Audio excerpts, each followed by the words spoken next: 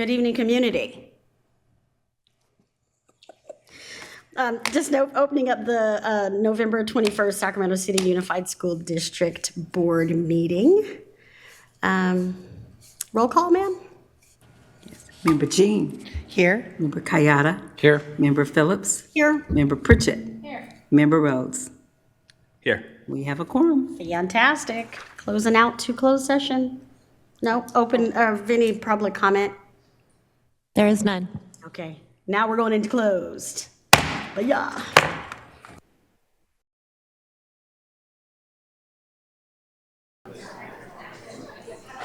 In other words, don't open it. Good evening, community. We are back from closed session. And I don't have my cute little paper thing. I'm making up. So calling us back to open session. Sorry, I got all this back. May we have the Pledge of Allegiance, Madam Superintendent? Everyone please stand.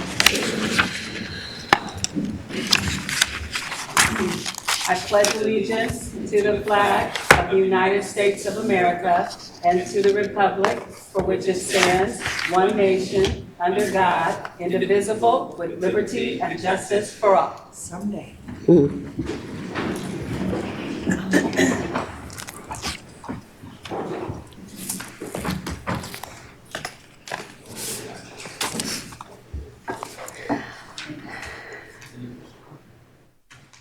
Okay. Item 4.2, broadcast statement to be read by Board Member Griffith Chu. This meeting of the Sacramento City Unified School District is recorded. The recording will be cable cast on Metro Cable Channel 14, the local government affairs channel on the Comcast and DirecTV UVerse cable systems. The recording will also be closed captioned and video streamed at metro14live.saccounty.gov. Today's meeting replays Sunday, November 24th at 9 a.m. and Monday, November 25th at 12 p.m. on Metro Cable Channel 14. Once posted, this recording of this meeting can be viewed on demand at youtube.com/metrocable14. We welcome members of the audience to address the board. Please complete a speaker form which are located in the back of the room and give them to our communications representative along with any handouts you may have for the board prior to the conclusion of the item's presentation. Please speak into the microphone when addressing the board and state your name for the record. Please limit comments during public comment to items that are not on the agenda. If you do comment on an item that is listed on the agenda, we will ask that you please defer your comments until your item comes up on the agenda. Please also either turn off your cell phones or place them on silent mode.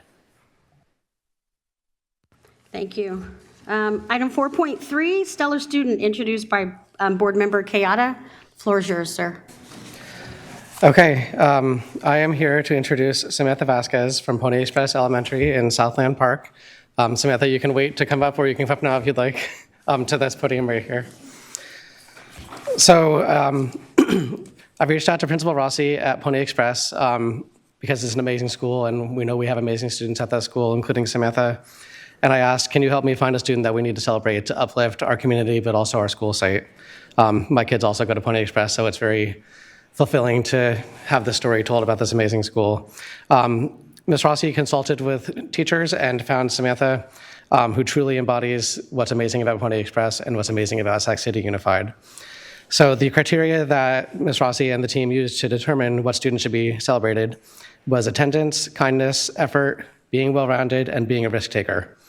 So Samantha is a longtime Pony student, having started her journey here in kindergarten.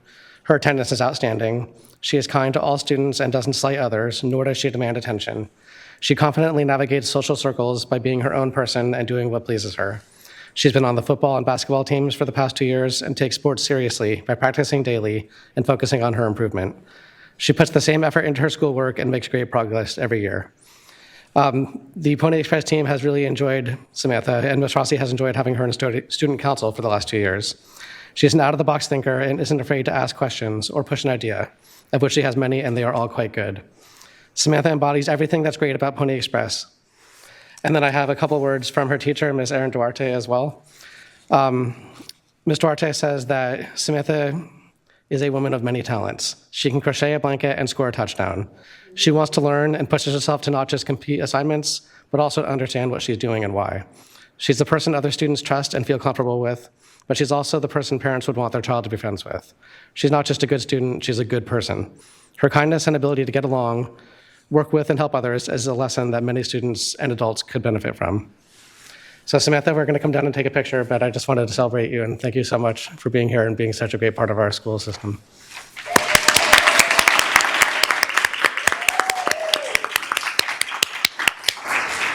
Do you have anything you want to share? We have a whole microphone for you. No? Okay, then we'll come on down. I understand.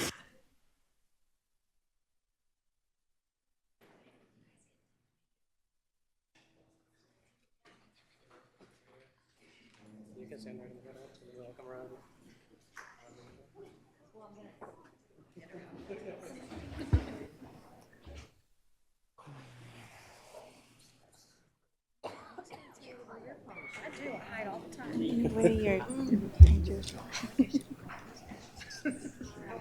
One, two, three.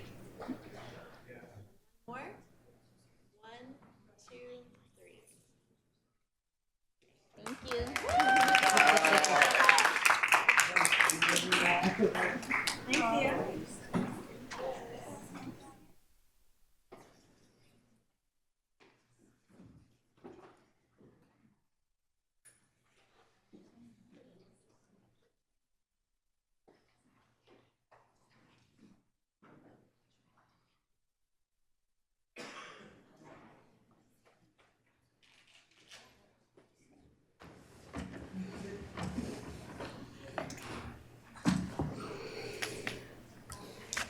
Moving on to item 5.0, announcement of action taken in closed session. Good evening, President Phillips. There's one announcement out of closed session that'll be read by the superintendent. Thank you. Thank you. I am pleased to announce that the board approved the following appointment. By a vote of 5-0, with board members Villa and Singh absent, the board approved the appointment of Cindy Towle as Assistant Superintendent of Business Services.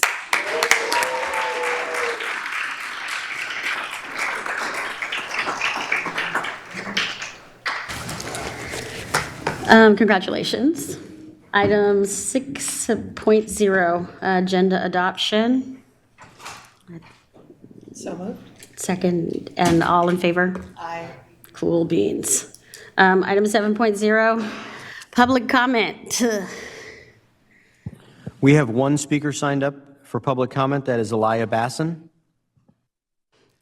Good evening, Mr. B. The mic is yours.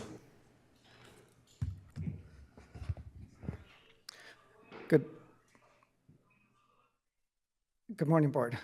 Evening. Thank you for your time and for being here. I'm going to take this comment just a little over 2 minutes because, again, I want to note that the district is refusing to follow state law response times and their own investigation timelines. So I think talking about time limits is arbitrary here since we're not following our own timelines. A complaint that I filed in February is now 300 days since I filed, which is 240 days past the state law and the district's own policies to investigate, and there's been no response. And I've sent about 14 emails to Melinda, our Title IX coordinator, and it's going nowhere. So that is against the law and disrespectful to all of us to just follow our own rules. Another public records request I filed was 60 days ago, which is 46 days past the state law to give me a response. I also, really quick, I wrote a long paragraph. I'm just going to say really quick in response to the board members who aren't here who are talking about protesters at their house. I wanted to note that when I filed a discrimination complaint against a popular school, teachers from that school, a teacher from that school was messaging me. My first and last name was leaked, and I was being messaged while I was here speaking at the board, which I consider also disrespectful and threatening. And I have more to say about that, but in respect for your time.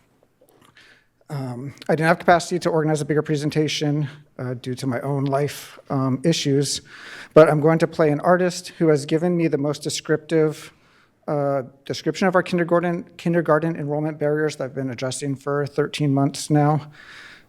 Personally, just 7 weeks ago, a very close relative to mine, I don't have many relatives, that I've known for decades was scheduled to be deceased before their children will be able to apply for kindergarten open enrollment. These two kids currently live in the district and will have to face enrollment barriers with a single parent and having gone through their parents' process. The piece I'm going to quote here is for an author named Gil Scott Hernan. I'm going to try and play it through the microphone because, like I said, this person says it better than anything I've ever said, and we'll see how it picks up. Thank you. It's just a minute or so. My life has been guided, and all the love I needed was provided. And through my mother's sacrifices, I saw where her life went. To give more than birth to me, but life to me. And this ain't one of them cliches about black women being strong, because hell, if you're weak, you're gone. But life, courage, determined to do more than just survive. And too many homes have a missing woman or man without the feeling of missing love. Maybe there are homes that are hurt, but there are no real lives that hurt will not reach, but not broken. Unless the homes of soldiers stationed overseas or lost in battles are broken. Unless the homes of firemen, policemen, construction workers, seamen, railroad men, truckers, pilots who lost their lives, but not what their lives stood for. Because men die, men lose, they are lost, and they leave. And so do women. I came from what they called a broken home, but if they ever really called at our house, they would have known how wrong they were. We were working on our lives and our homes, dealing with what we had, not what we didn't have. My life has been guided by women, but because of them, I am a man. God bless you, Mama. And thank you. Thank you for your time. Thank you. Do you have any more public comment, sir? We do not. Okay. Item 8.0, communications. 8.1, employee organization reports. First up, SCTA.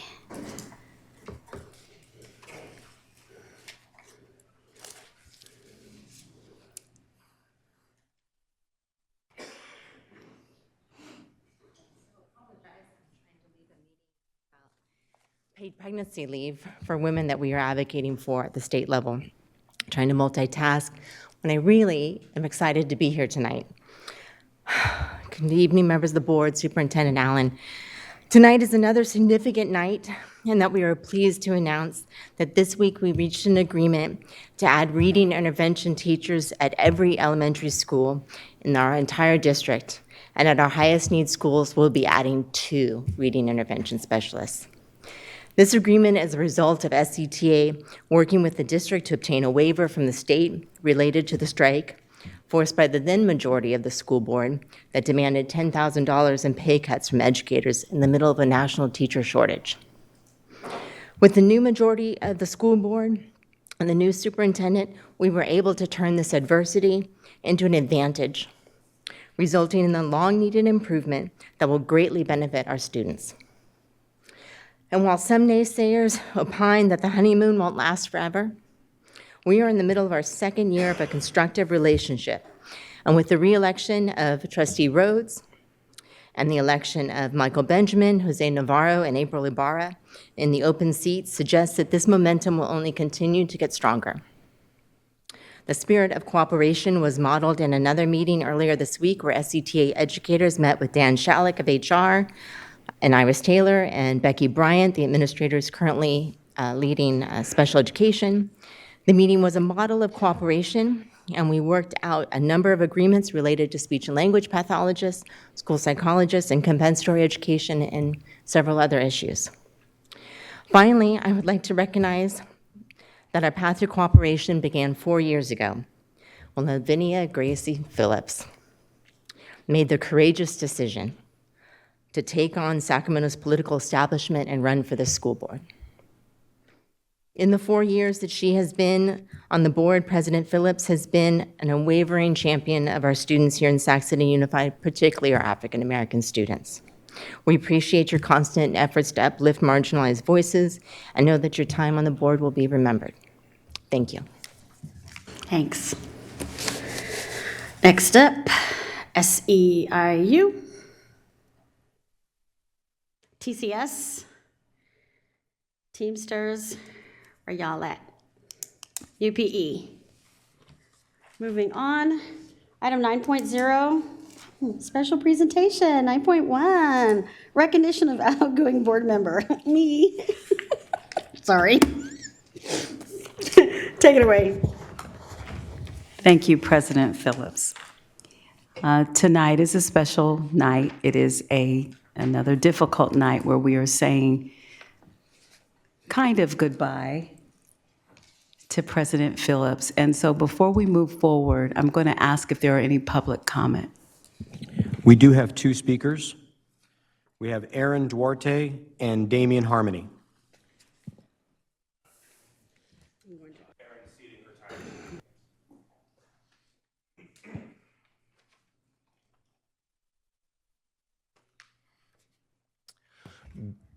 Good evening. I beg your indulgence if I go over. I promise I'm not yelling at anyone here tonight. I just want to start by saying thank you, President Phillips. It's rare that I, as a teacher, get to come here and raise my voice in support. I am so glad that I get to today. I'm so glad that you decided to run. I'm so glad who you beat. I'm so glad that I've gotten to know you over these last 4 years. From the moment you were elected, you stood with decency, integrity, humility, and kindness. You admitted when you were wrong, and you did not move when you were right. Often you were a lone voice with those traits on the dais, as our school board looked very different in 2020. We had political players looking for their next office, people leaving their seats to go on to those next offices, land developers enabled by their friends, people willing to co-opt a teenager and use him as a safe mouthpiece to spread misinformation. And then there was you. The amount of apathy and antipathy that you faced in your first 2 years was nothing short of abysmal, and I remember it. It is rare to find a person whose decency outlasts their environment's indecency. It's rare to find a person whose integrity outlasts the powerful's commitment to their own power at the expense of integrity. And it is rare to find a person whose humility and kindness, and let's just call those what they are, compassion, remains vibrant and strong in the face of those who would give lip service to the same, but not seek to challenge the systems that keep it in place and keep it from our schools. In short, you got into the good trouble as often as you could, and man, did it work. Ms. Phillips, President Phillips, you set an example of what leadership could and should be from day one. And as you ground on, refusing to be ground under, others found their voice. And I hope they're as grateful to you as I am. And still the struggle didn't stop. In a space that was not originally designed for you to occupy, you refused to budge or be budged. You planted yourself like a tree beside the river of truth, and you told the world, no, you move. And now 4 years later, you have left the board infinitely better than you found it. You moved a body back toward its moral center. You did far more than anyone had any right to ask of you at a time when so many were doing far less than they had any right to. Words cannot express how much change you forced by unapologetically being you. Words cannot express how much detoxification you've started that we are seeing the results of. And now that you're no longer going to be on that dais, I hope that Member Kayada won't mind me inviting you into his area to come and visit my classroom and see what good trouble we're getting into. So while I'm sad to see you go, I am so glad that you were here. Thank you, Gracie Phillips. Thanks, sir.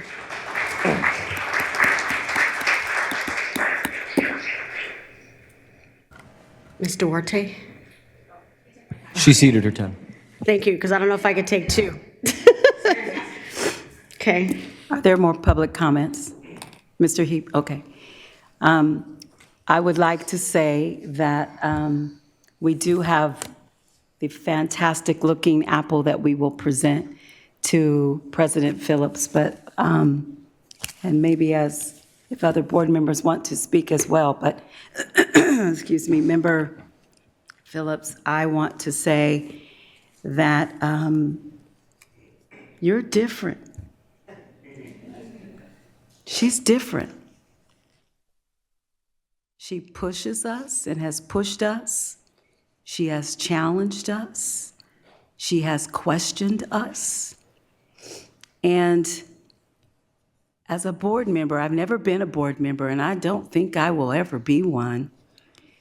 Because to serve this community, to serve a community, to serve students, it's more than, as I said before, sitting up here. And then when you take on the role of president, she got to hear from me a lot, and for things that maybe weren't always good, but I appreciate you, and I thank you. And I think one of the biggest things that you are leaving is Mr. Humphrey here. You had the foresight to purchase Humphrey for the board, but also for senior leadership here at Sac City.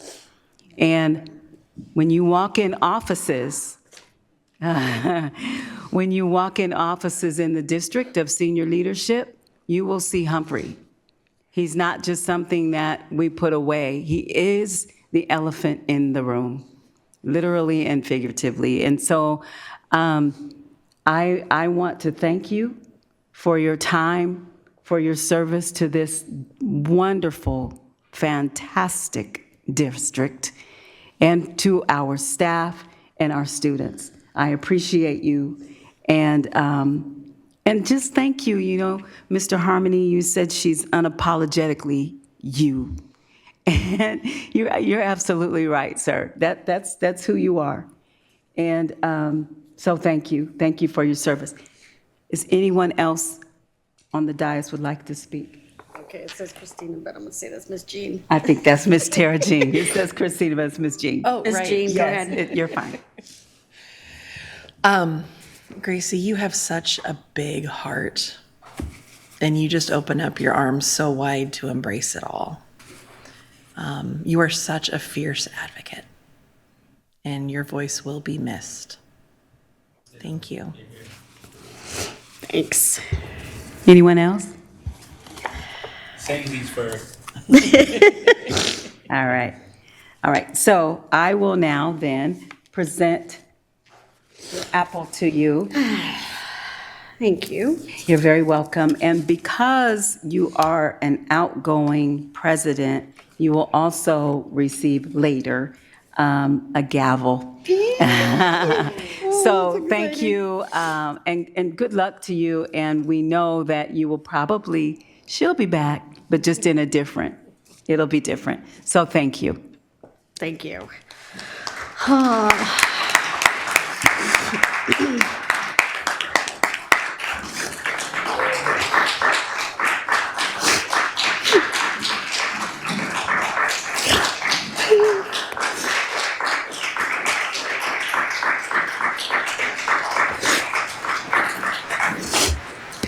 So I wasn't gonna cry, because that's not me, but that's me tonight. So I appreciate you guys all. As always, no matter where I go, I'm always leaving lessons and tidbits and bits and pieces. And I said I wasn't gonna write a speech, so I didn't. What I wrote was some words of love for all of my people. So it's a Gracie's heads up. Leadership. Get on a broken record program to push an agenda of collaboration, humility, and forward progress for governance and our community. Don't stop. That's one hell of an agenda to have.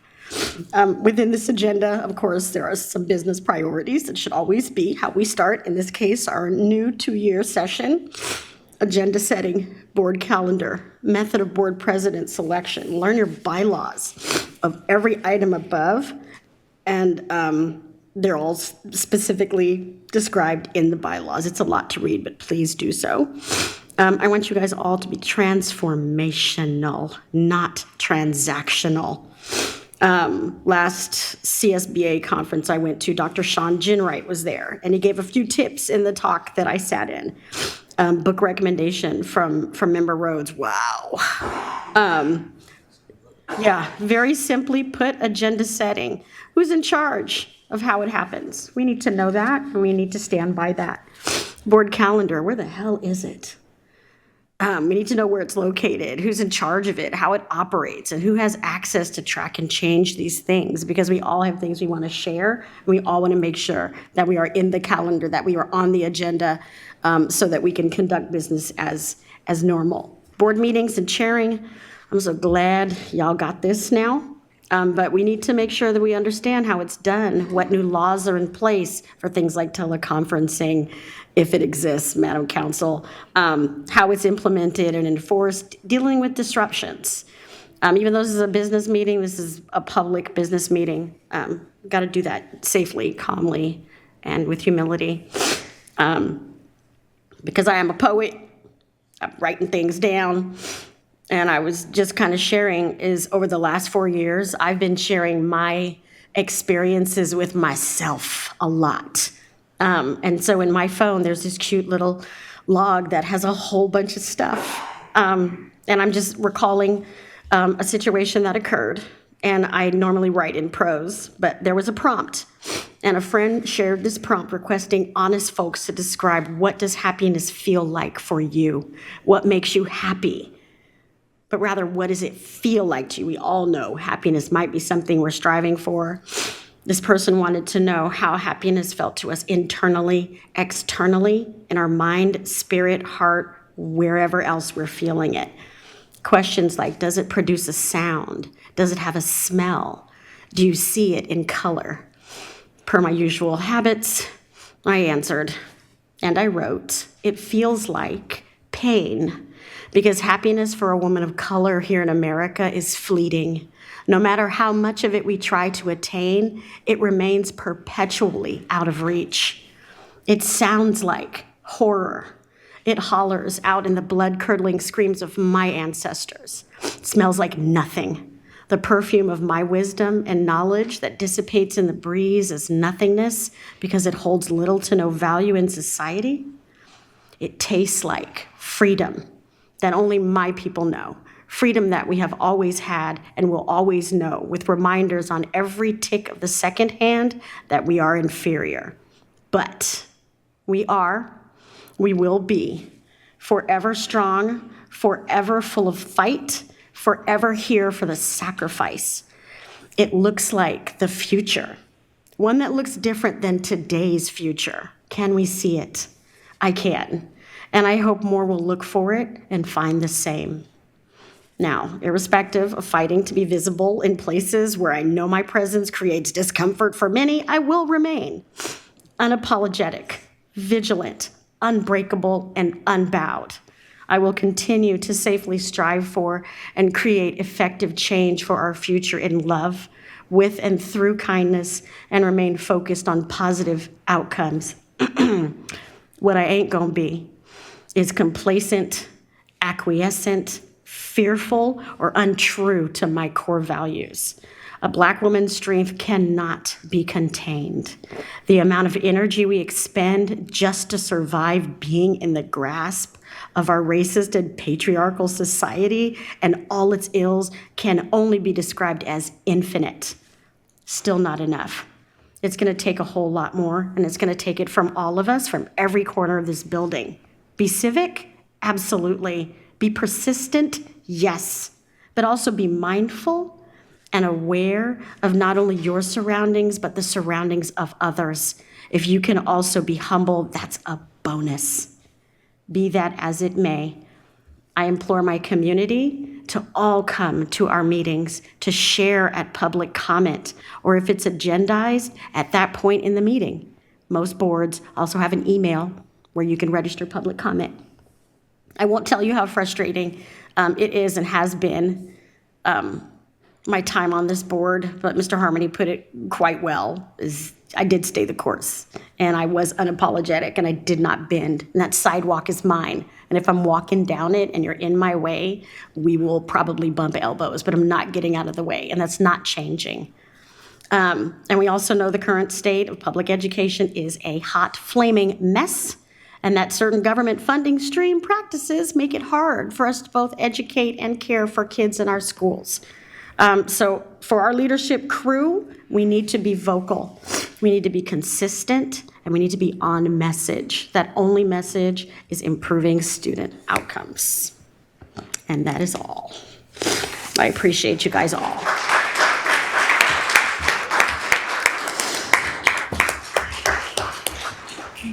I only cried once, yay. Okay. Oh, picture? Yeah, let's do the picture. Don't take this out of the box.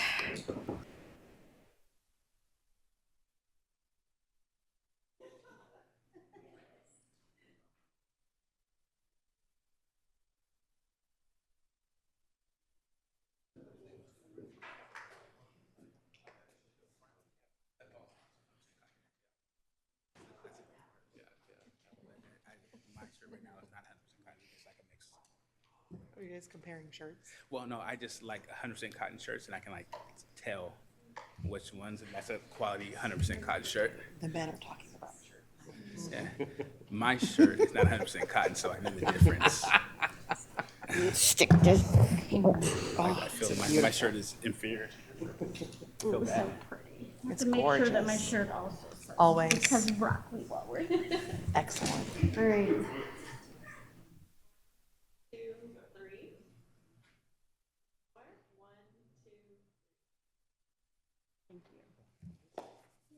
It's got my name on it.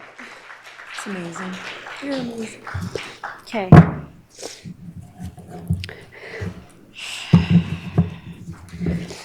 This is my new seat.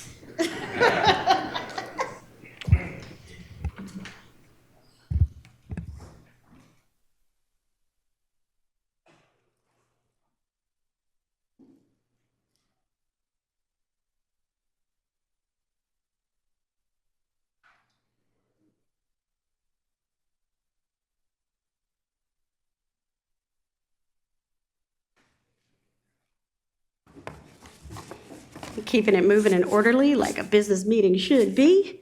Item 9.2, Black Parallel School Board Action Plan, first quarterly update. Dr. Peters.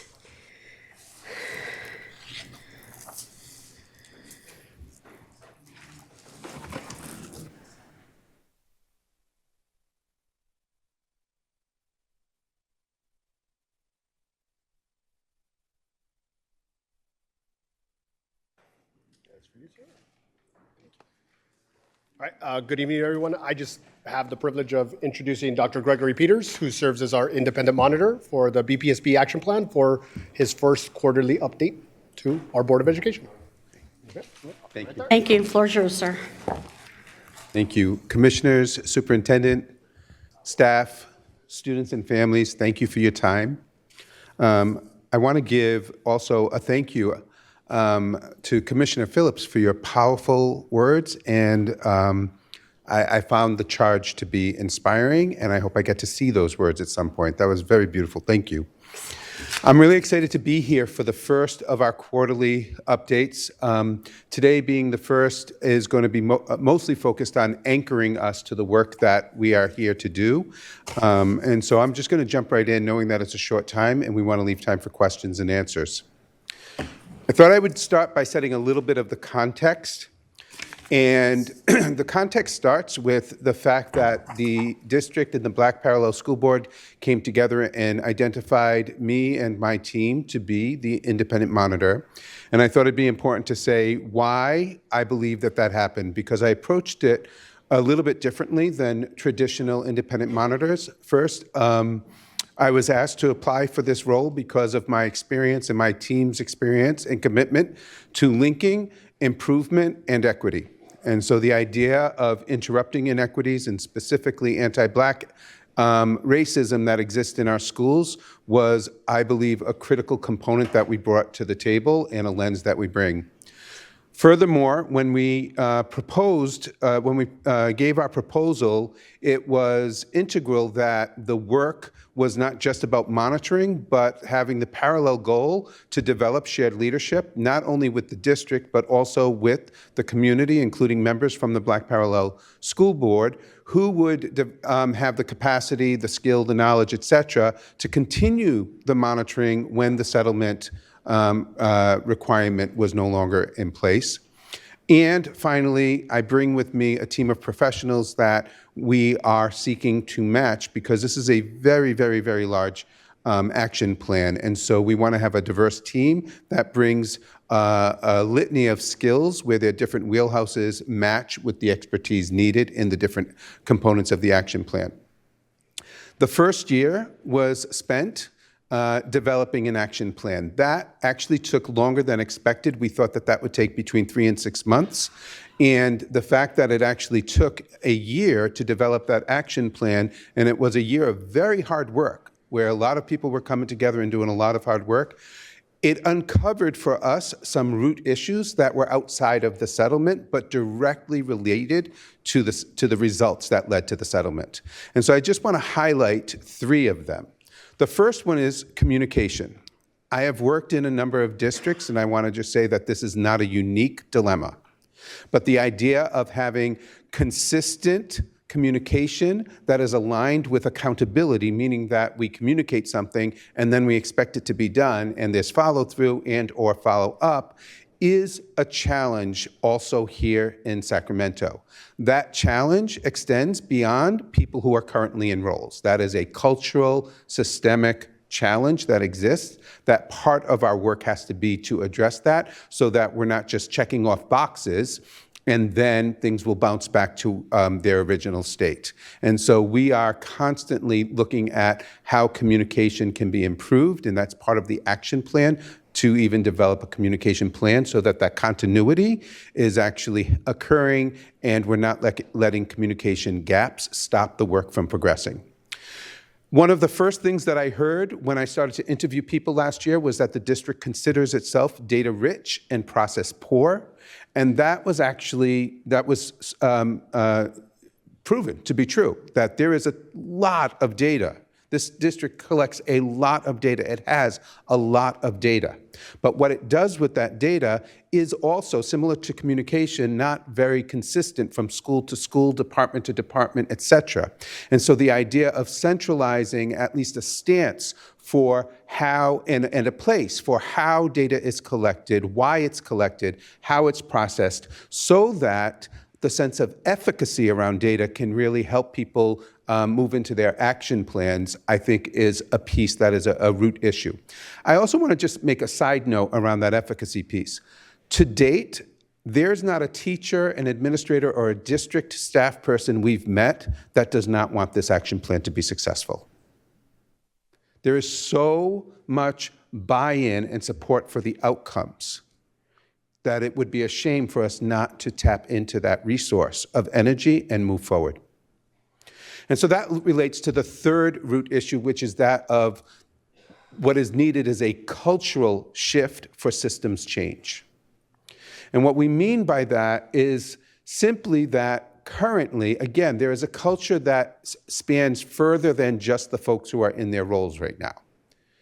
But the culture of bureaucracy, the culture of this district, is one in which folks are looking to check off boxes rather than create systems change. There's a high level of a culture of looking at the accountability of getting things done or actions done versus the impact of those actions. And part of what needs to happen is a shift to us saying, yes, we both have to get things done and be asking ourselves, is it to the outcome that we are seeking? I want to applaud and thank Superintendent Allen. One of the first things that she did moving into this action year was to get a message across, which unfortunately I think is going to need to be heard 12 times. And that message was, this is not the SELPA's action plan. This is Sacramento City Unified School District's action plan. And more than it's an action plan that we all must own both specifically and holistically, it is an action plan that even if it's not written in a certain step or directive, is saying this is our work. Because if we take up the needs and improve the service to our least reached, we will better serve everybody. So I want to thank you for that message. We will need to lean on that message, and unfortunately, it'll need to be repeated multiple times. So to date, here's some of the highlighted work that's happening. Again, I want to be really clear that there's a lot of work that's happened, and it would take a long time to go through each and every one of those steps. So we're just going to highlight some things. So first of all, we have a functioning oversight committee that have representatives from the plaintiffs as well as the district, and we come together on a weekly basis, and on that weekly basis, the purpose is for us to maintain communication about the work that's happening. We get updates, we give feedback, and we solve problems. This is the first place where we have moved beyond just the SELPA director being there, but saying that there needs to be shared leadership. And sometimes that's hard because we might be talking about something that's not in our department. But if we're going to own holistically this work, we have to be in these conversations. The other purpose of that oversight committee is we're starting and we're investing in forming a relationship between the plaintiffs and the district. And that's going to take a while. The lawsuit demonstrated that there are generations of harm that has been done. A committee doesn't come together and repair that harm simply by existing. So the hard conversations will need to happen, and this is a place where that starts. We have begun to develop and meet as subcommittees. So some of the work that the Oversight Committee was doing is now going to get to pushed out to some of the subcommittees so that the Oversight Committee can really be thinking about, are we meeting our deadlines? Are we taking up the root issues? And the subcommittees, there's two forms. One are the IM, or my team has subcommittees that have developed around the action plan. There's 110 pages in the action plan. There are 22 directives. Each of them have a series of actions. And so we have broken those actions into 4 categories, and each of those categories are within a subcommittee so that holistically each subcommittee is taking a piece of the action plan to be thinking about it. Because if one group were looking at all the actions, we would lose sight.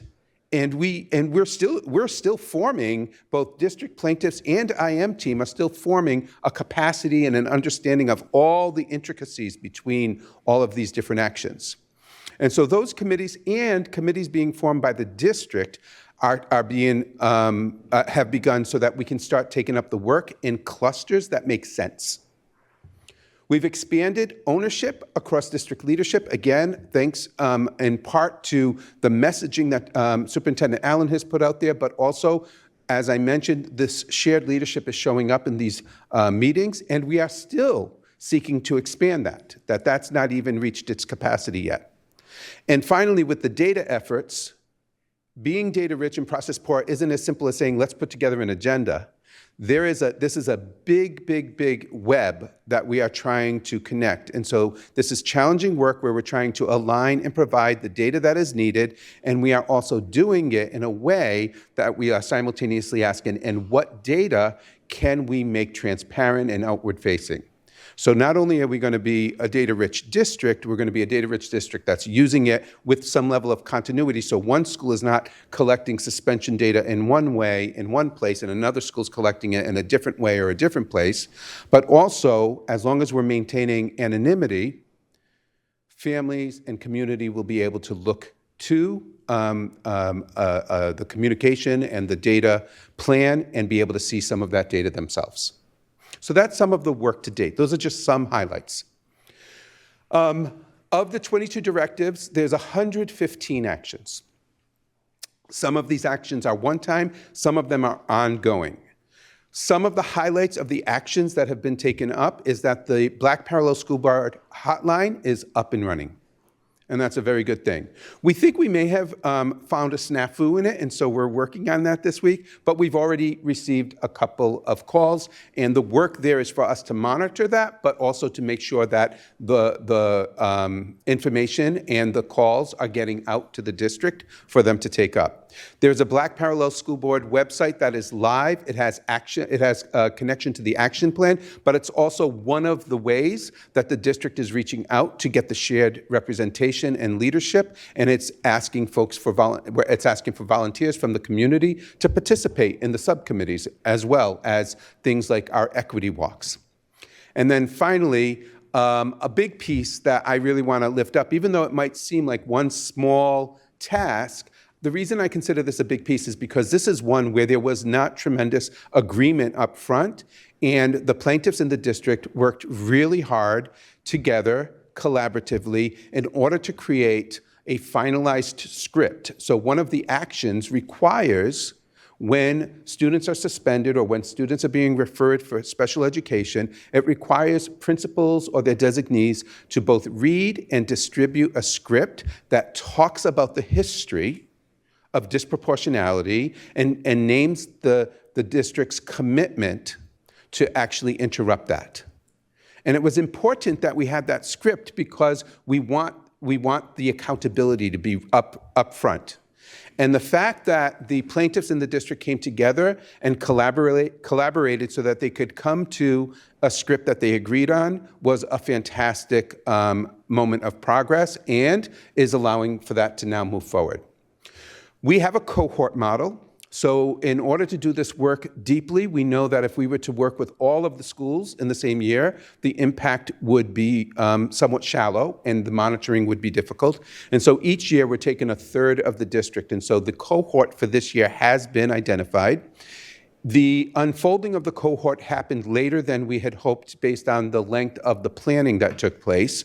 And so we know that this year is sort of a beta year for that group. But what we're excited about is that each and every year, the cohorts are going to build into the next cohort, but the folks who were in the previous cohort, that's part of that leadership development. And so we're going to be asking, who are the folks that were in that first cohort that can take the place or join some of the work that the IM team is doing so that, again, the district is stepping up its accountability for self-monitoring beyond the action plan. Lastly, I just want to say it's a big lift. I'll go back to the first bullet. We've got 22 directives. We've got 115 related actions. At the very beginning, while we're doing this, it has felt like a floodgate has opened up.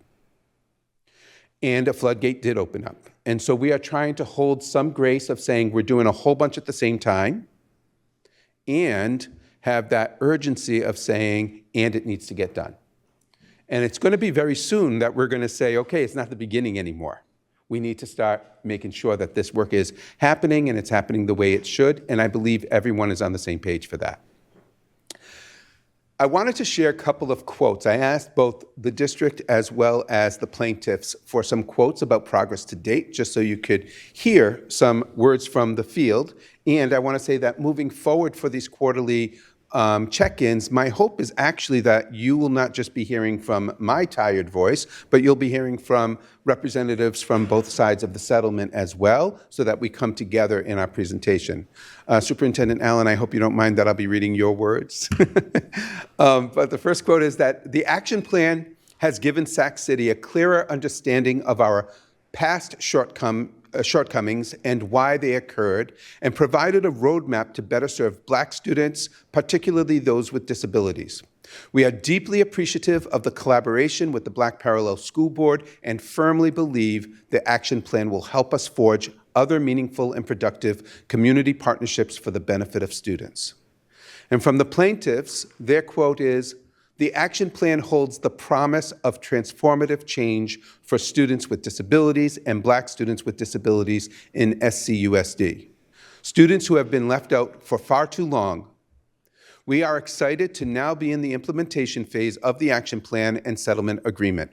We are fully committed to continuing to work with the IM, district, and most importantly, students and their families to ensure that the action plan's promise is fully realized and that every student can access the education they deserve." So I just have two more slides. Real quickly, impact on families is very important to this board and to the folks who are involved with this action plan. And so we are still in benchmark setting phases for some of this work because, again, it's a culture shift.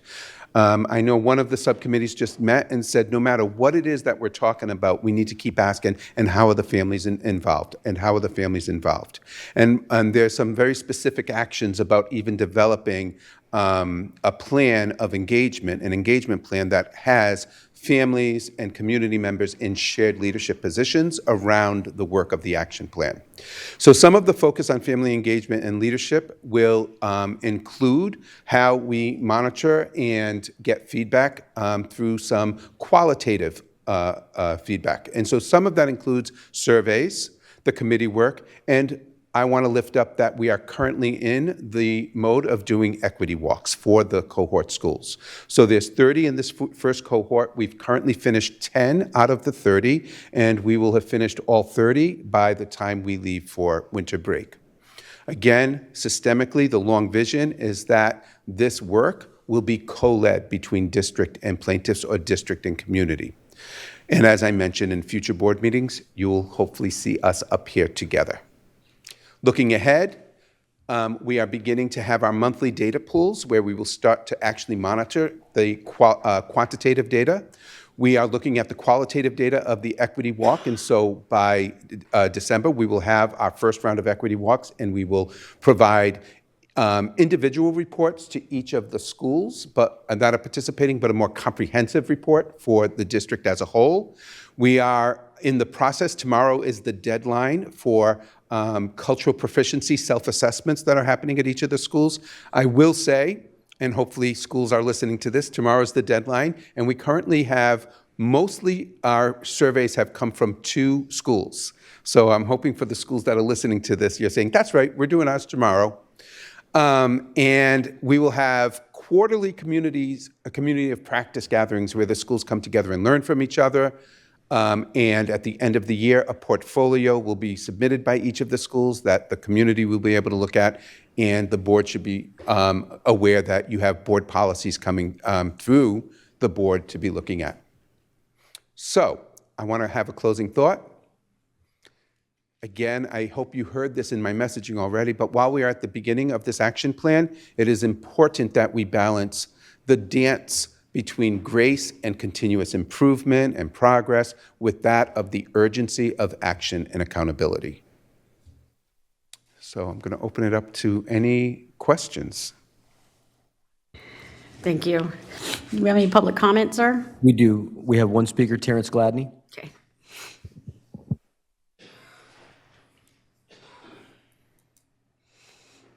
Floor is yours, sir.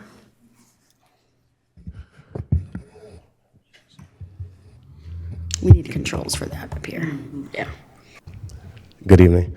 I've obviously been an advocate in this district for a long time, and in my initial advocacy, Superintendent Allen was one of my supports.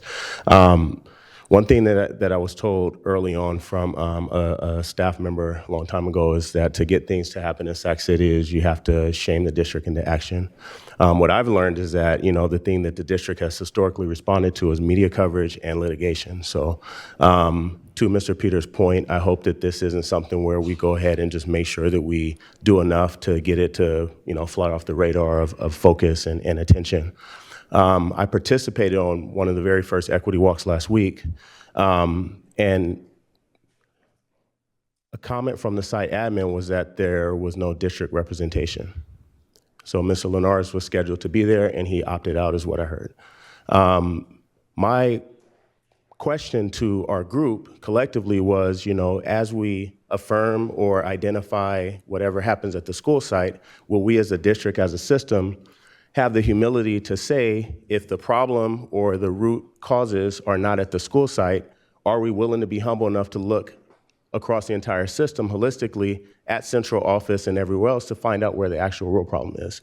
It's easy to point to a classroom teacher, it's easy to point to parents, it's easy to point to those closest to the students and say that must be where the problem lies.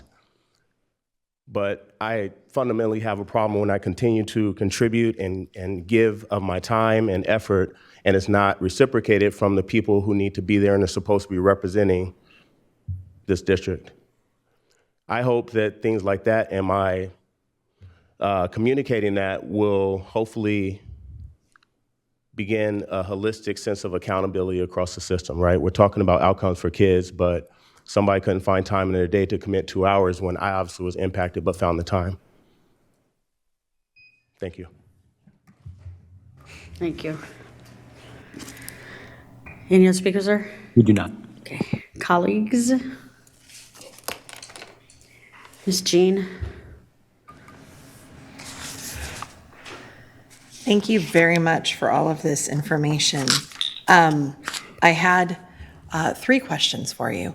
First off, can the board get a list of the cohort schools for the year so we can know which ones in our area are participating and Absolutely. we can start being a part of that process? Yeah. I'd love to be able to participate in the equity walks. That sounds like an Wonderful. amazing experience. I don't know if that's something we're supposed to do, but I'd love to be there. I'd love for you, any of you to join. Yeah. So, yeah. I mean, we all have the busy schedules, but getting things on calendars helps, right? Sure. So maybe tomorrow we can close the loop with contact information in the cohort schools, et Yeah, cetera. that'd be great. Awesome, thank you. And then on the current highlights action plan at the bottom, you mentioned that there's going to be an important alignment with our bargaining units, but I didn't hear you say anything specifically didn't about speak that. to that. I think you Thank you. skipped it. And as a union person, I'd really love to hear some of the plans of how we do align with our bargaining units, because that's super important. Absolutely. So I am sorry I skipped it because that was a very important piece that I wanted to make sure was in there. I did it so I could have something to ask about, that's all. In the year of exploring and interviewing and all of that, one of the things that we learned is there's a long history in this district about the relationship with the bargaining units.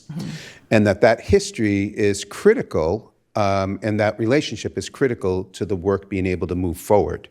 And so the bargaining units are not in this, they're not named in this settlement. So one of the challenges that is in front of the district is to be engaging with the bargaining units in a way that it still allows for the accountability of this action plan and the accountability needed by Black students and families that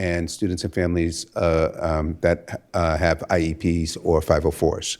And so that is a big piece of work. That is a giant piece of work, and that is going to be, that's going to need to be taken up head on. Yeah, I look forward to being a part of that process. Wonderful, wonderful. Thank you. Did you have a third question? I think I squished the cohort and the equity walks together, so. Awesome, thank you. Thanks. Mr. Kayada? Dr. Peters, thank you very much for that presentation. It was powerful, the words you had to share and your ability to speak them as an independent monitor to really call out the issues that we have as a district and that our community has been calling out for way too long to get fixed. Yeah, I think that might be the best presentation I've seen from this board since I started watching, so thank you very much. I think it's really powerful, again, speaking to your role, that in some ways you're similar to the board in that you're representing a community that's been left behind and you're not staff, so you can't be pushed aside.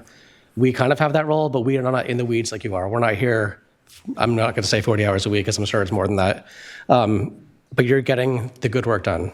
And I think mostly what I'm going to say right now is really just, it's stuff I've said before. We met like 10 months ago and had this conversation, and I've said a lot of this in various capacities from the board, but I think it's important that staff hear the support from the board for the work that you're doing. As Mr. Gladney said, this is not a check-the-box exercise. This is not one of the many things that Sac City does where, we get the immediate issue off the table and then we're done. If that had been the case, you wouldn't be here in the first place. We wouldn't be in this situation. Correct. We wouldn't have generations of Black students who've been left behind by this district. So really, I just want to say I hear you and I agree with you and I fully support your work. In terms of the action plan, I mean, power to you for getting that done, even in the year, because even when we met, you were already starting to see just how much, when you really get into it, it's deeper than even people who are paying attention to this district can see. Wow. And truly, truly what this is, I will say, special education was kind of the vehicle to get this in here, but I'm just mirroring your words, I guess, but this has never just been about special education. That was really just the canary in a coal mine of the systemic problems that we have that go way beyond this. It's just the kids that just got to such a bad situation that it became a symptom we could address, but the real work is much bigger. And again, I'm 100% behind you on that, and I know so many members of the community are as well. So I just have 2 requests. So speaking of community buy-in, the action plan is quite beefy, as it should be. And this report is great, but it's also not necessarily as accessible for people who don't watch these meetings. So I would really like to see, maybe in concert with your quarterly updates or some schedule that makes sense, kind of like an executive summary of where we're at and what needs to be done, so that someone who's maybe a casual observer, maybe a parent whose kids are going through it and they really don't know what's going on. They can read like, a 2 to 3 page document and know what they should be paying attention to. And then the second thing is, going back to when we first talked, we spoke, and then shortly after that, I was told, please don't talk to him anymore. It's not your role. He needs to go through attorneys. I'm not saying we're going to engage in anything that causes a problem, but if there's a barrier that you're seeing, just let me know. One-sided conversation, and I will see what I can do. Because again, there are way too many barriers in this district, and the work you're doing is so important, and it is going to change a lot of the way things are done here. And you're going to face more resistance. I know. As much as there is buy-in, this is changing the way people have been doing their careers. That's right. Anyway, thank you again, and I'm really looking forward to the next update, both from you and to hear from others as well. So, thank you. Thank you very much. Ms. Jean? I did remember my third thing. It was board policy work.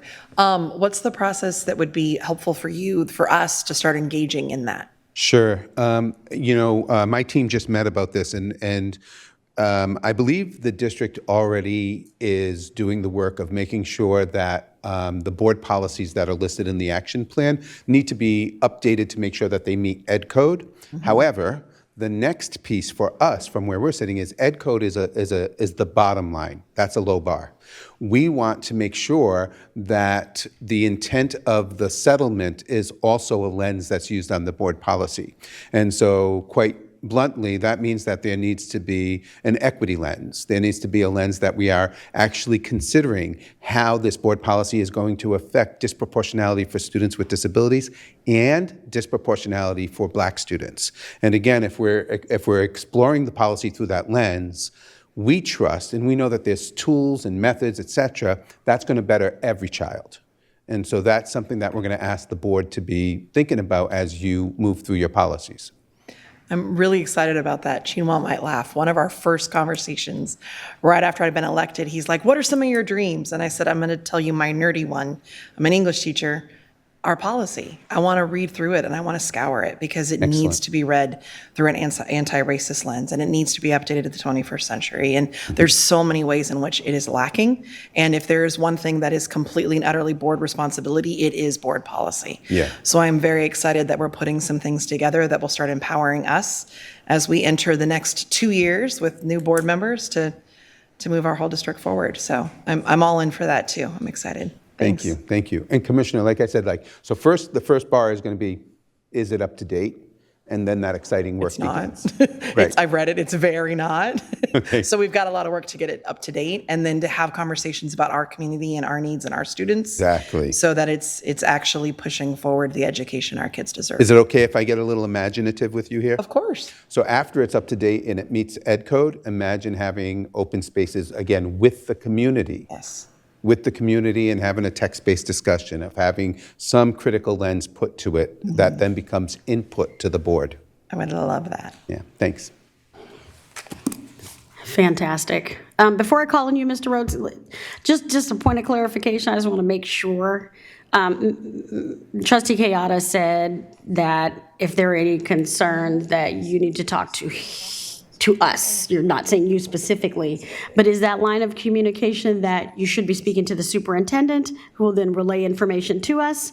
Because we are 7 very unique individuals, and if you pick one person, then you may not be able to get or share what you need. So however we can figure that out, I'd love to make sure that we have a line of communication very clear on that.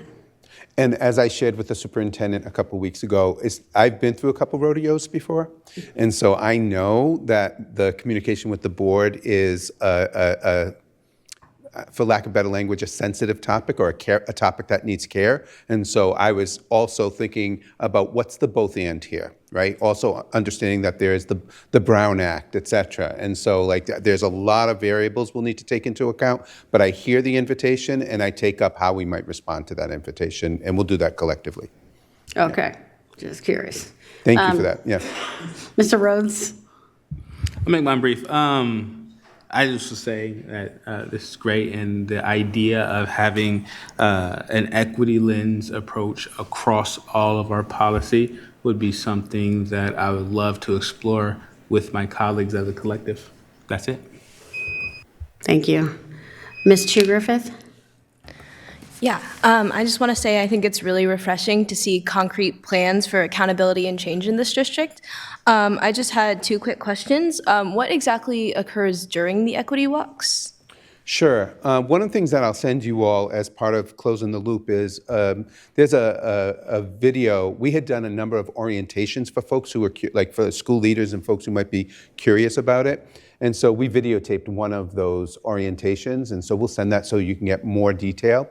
But in general, I want to just put some highlights out there. One, the equity walk is not evaluative. It is a data point gathering process. And imagine if we had a movie in front of us and all we did was take out a few stills of that movie. All we can describe is what's happening in those stills. But if we look at enough stills, there's still some story that we can put together. We don't get the whole movie, but we get some story. So we've identified one area based on the work we did last year. We identified one area of our cultural proficiency rubric that we thought was important to interrogate. So we have identified that as the lens that we're going to do these equity walks. Before the equity walk, we meet with the school leadership. And we say, knowing that, number one, this is the focus. Number two, this is about being responsive to the action plan.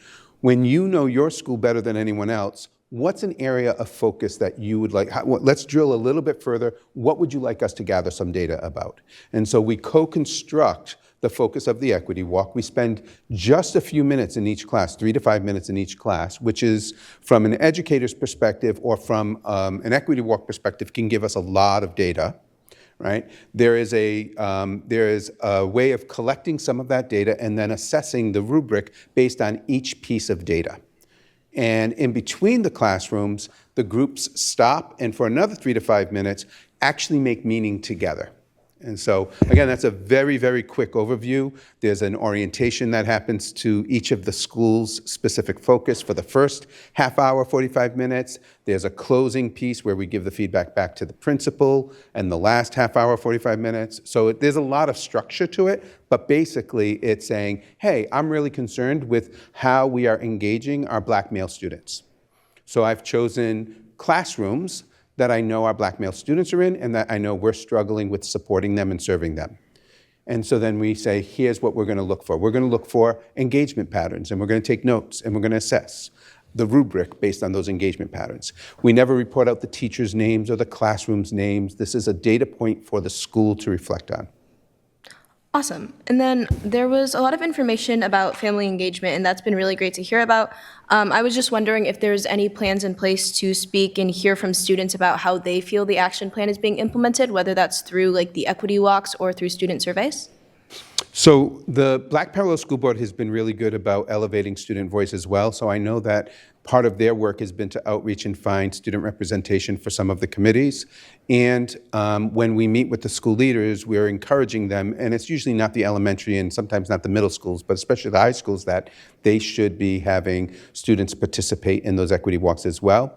It took a long time. We were supposed to do the equity walks last year, and it took a long time to get through some of the cultural stuff that we were talking about, and to your question about even the bargaining unit partnership with that. And so we knew that once we did these equity walks, we just needed to get them done so that the schools could say exactly what we're hearing them say, which is, oh, this is what this is? This is helpful. And so when we do the second equity walks, we trust that in the next semester, we trust that we'll even get more students there. I'm also just going to make note that when we have the folks share out in future sessions, I will hold the idea of where and when students might have some great input for you all. Okay, amazing. Thank you. Mm-hmm. Thank you. Wow. Okay, racism is a mofo, and I'm really excited that this is, and it's difficult when you really say, yeah, there was a settlement and lawsuit, but we are really on the precipice of being able to make monumental change with structure and definition that's going to bleed over the board and bleed over, basic on district staff, that it's going to fall into the community. People are going to really know that we are not just trying. I work child welfare. We have check boxes. We check them all day, and we know exactly who they hurt. And eliminating the check boxes that make it easy to say, did it all, okay? No. And I appreciate that more than you know. Maybe you know. But it's definitely something that I know that we are, we're going to make history here. Absolutely. There's no reason in the world why this cannot work, and I don't see why it's not going to work, but it's going to be a lot of difficult Yes. things we got to do. But man, I'm so excited. I don't even think I dropped any curse words on that because I'm just like, wow. So, I appreciate your time, and I'm the last person speaking. I don't think anyone else has anything else that they want to share. In closing, though, I appreciate this. Usually we're like, hey, we need more words and all that. No, you said what we needed to hear, and now we know exactly what it is we need to do. We need to put our foot in this. So I'm here for this on the other side of the dais. Thank you. Thank you. Thank you all. All right, have a good one. That was cool. Sorry, I get too excited about things like that. All righty. Next up, item 10.0, public hearing. 10.1 is material revision to Solar Reyes College Preparatory Charter Petition. Ms. Goldman, all yours. All yours. All right. Hello, I am before you again, just in case you're wondering where I'm 4 of 7 for the year. So we're going to get there. This is the first part of our evening, which is a determination hearing on the material revision for the charter of Sac Prep. I am here. I also have Laura Wagner from F3 if we have any legal questions for her. No? Oh, there we go. Our agenda, I'm going to skip it for time. So legal and policy guidance on this issue. So material revision occurs when a charter school is asking to change some part of their charter, which as we understand is an agreement between the district and the school. So saying we need to change some part of that agreement. On one side we have the ed code around this, and so the ed code talks about expansion of operations, and it talks about locations. And then we also have our board policy that you all approved about 1.5 years ago on this, and we specifically call out in that board policy expansion of educational services to include additional grade levels and any fundamental changes to instructional models. I've bolded the areas that I think are material to this conversation. So what we are talking about tonight is the addition of the transitional kindergarten program at Sac Prep. Back in summer of 2023, CDE changed their guidance on this. They started by saying all charter schools must, and then they were like, well, actually, they can, right? And so when that guidance came out, we notified schools that we said, okay, it's not a must, so we want to make sure that if you're making this change, we have the right information in place to approve a material revision of your charter. Sac Prep commenced serving TK students this school year. They submitted their petition this September. We sent them a notice to cure in October saying, hey, you didn't provide us the things we asked you to. We had our initial public hearing in October. I published a report on the subject in November, and here we are at the end of November. For material revision, the rules around timelines and all of those things are not specified, but we're going to try to follow the same policies as we do for renewal just to make things clean and simple.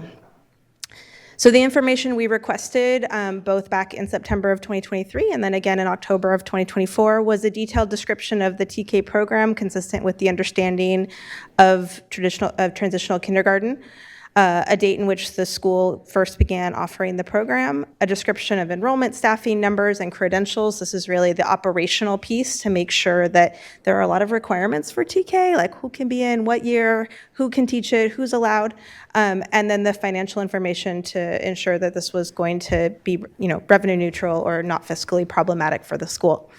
Last Friday on the 15th, Solarius provided you all and me this information.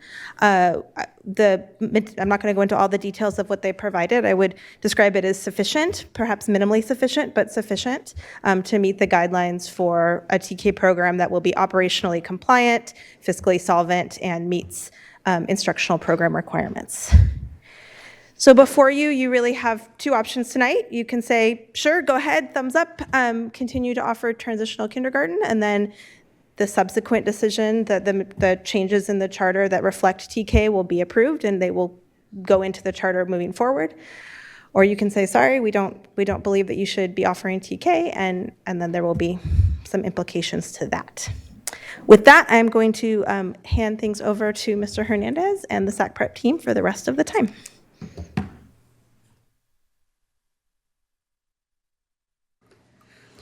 It's all yours. What's that? Said the floor is yours. Oh, thank you, Ms. Phillips. There it is. Okay. So good evening, board members. It's good to see you guys again. President Phillips, Superintendent Allen, Rhodes, Mr. Kayada, Ms. Jean, and Ms. Griffith. I think two again. I'm blind, sorry. So it's good seeing you again. I'll keep it brief. We do have a small agenda here. Go through it. As a reminder, my name is Norm Hernandez, the principal soloist, or we call ourselves SAC Prep. Tonight, I'm here for two items, not just this material revision for TK, but also our renewal. As you can see on the slide, we are a mission-driven school, and we're, again, excited to be here for entering our third decade. So, yeah. In October, SAC Prep had its public hearing, and tonight we're here for two votes. The first one's regarding our transitional kinder at SAC Prep, which we hope the board will support. Our ask is this item, Board Resolution 3458 be approved. SAC Prep is currently operating a successful transitional kinder program, and your vote will ensure that the students will continue to receive that wonderful program that will then follow them through elementary, middle school, your high schools, and college, and even in life. The district did request several pieces of information regarding our transitional kinder, which was provided on November 15th. As you can see on the slide, the information was given to the staff and the board members as well. So like I said, I'll keep this brief and entertain any questions or public comments that you may have. I just ask you for your support and your yes vote for our transitional kinder. Thank you. Thank you. We have any public comment? We have one speaker for 10.1. That's David Mack. Okay, floor is yours, Mr. Mack.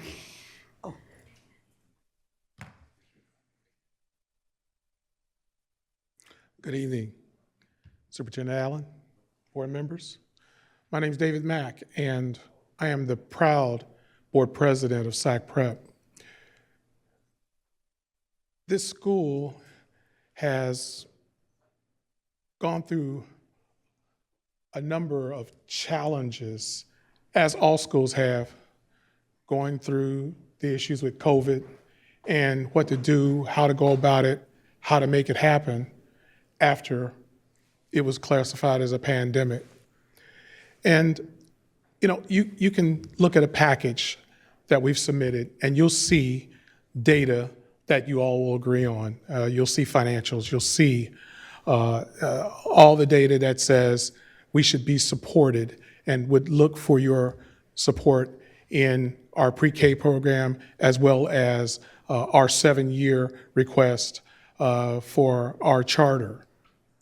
You can see that. But I'm here tonight to offer something that you may not see or may not be aware of. See, SAC Prep is all about the culture. And, people throw around the word culture, the word, what they believe the concept to be, and what something should look like and center it around culture. Well, SAC Prep doesn't use the word culture through a policy. It starts with the individual person. And we're talking about our staff. Some of our staff's here tonight. And it starts with the person. And bottom line, we look and we expect that our folks, we ask them to be the person that no one else is so that they can deliver, they can present, they can teach, they can lead in a way that no one else can. And that's what has brought us from where we were before COVID, during COVID, and dealing with issues all schools were dealing with.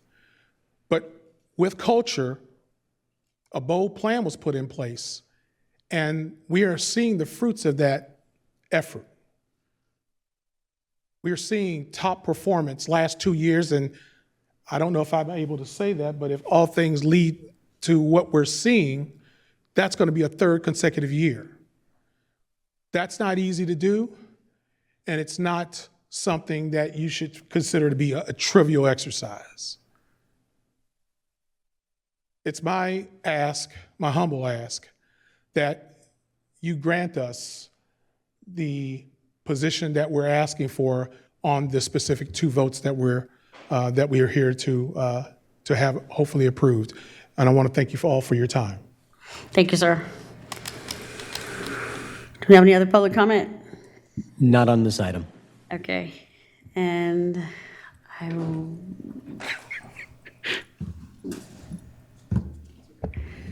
Colleagues, because I do have one question, and maybe it's just something that I'm not able to see, but there's a, I'm not even going to ask that, so never mind. Mr. Kayada, go ahead. I was just going to make a motion unless anyone else has anything. Okay. Okay. I move to approve Resolution 3458 to materially revise the charter to include a TK program.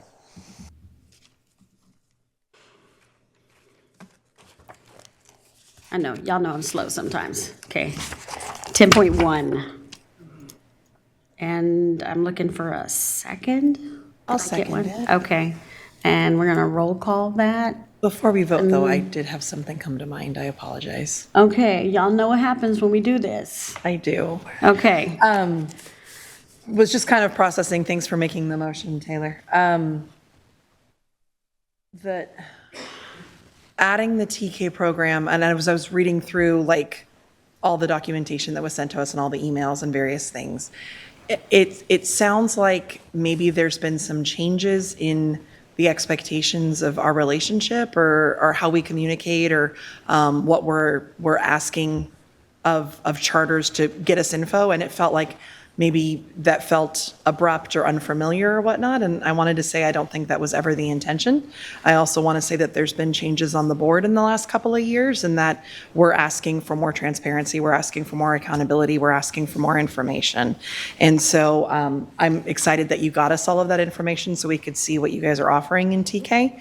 And that I would hope that that relationship continues, that we're able to continue conversing and sharing info and all of those pieces. So I don't know that I have a question. I just wanted to address that because I read Thank you. some consternation in the different communications that were going back and forth. Understood, and I appreciate that, and I agree.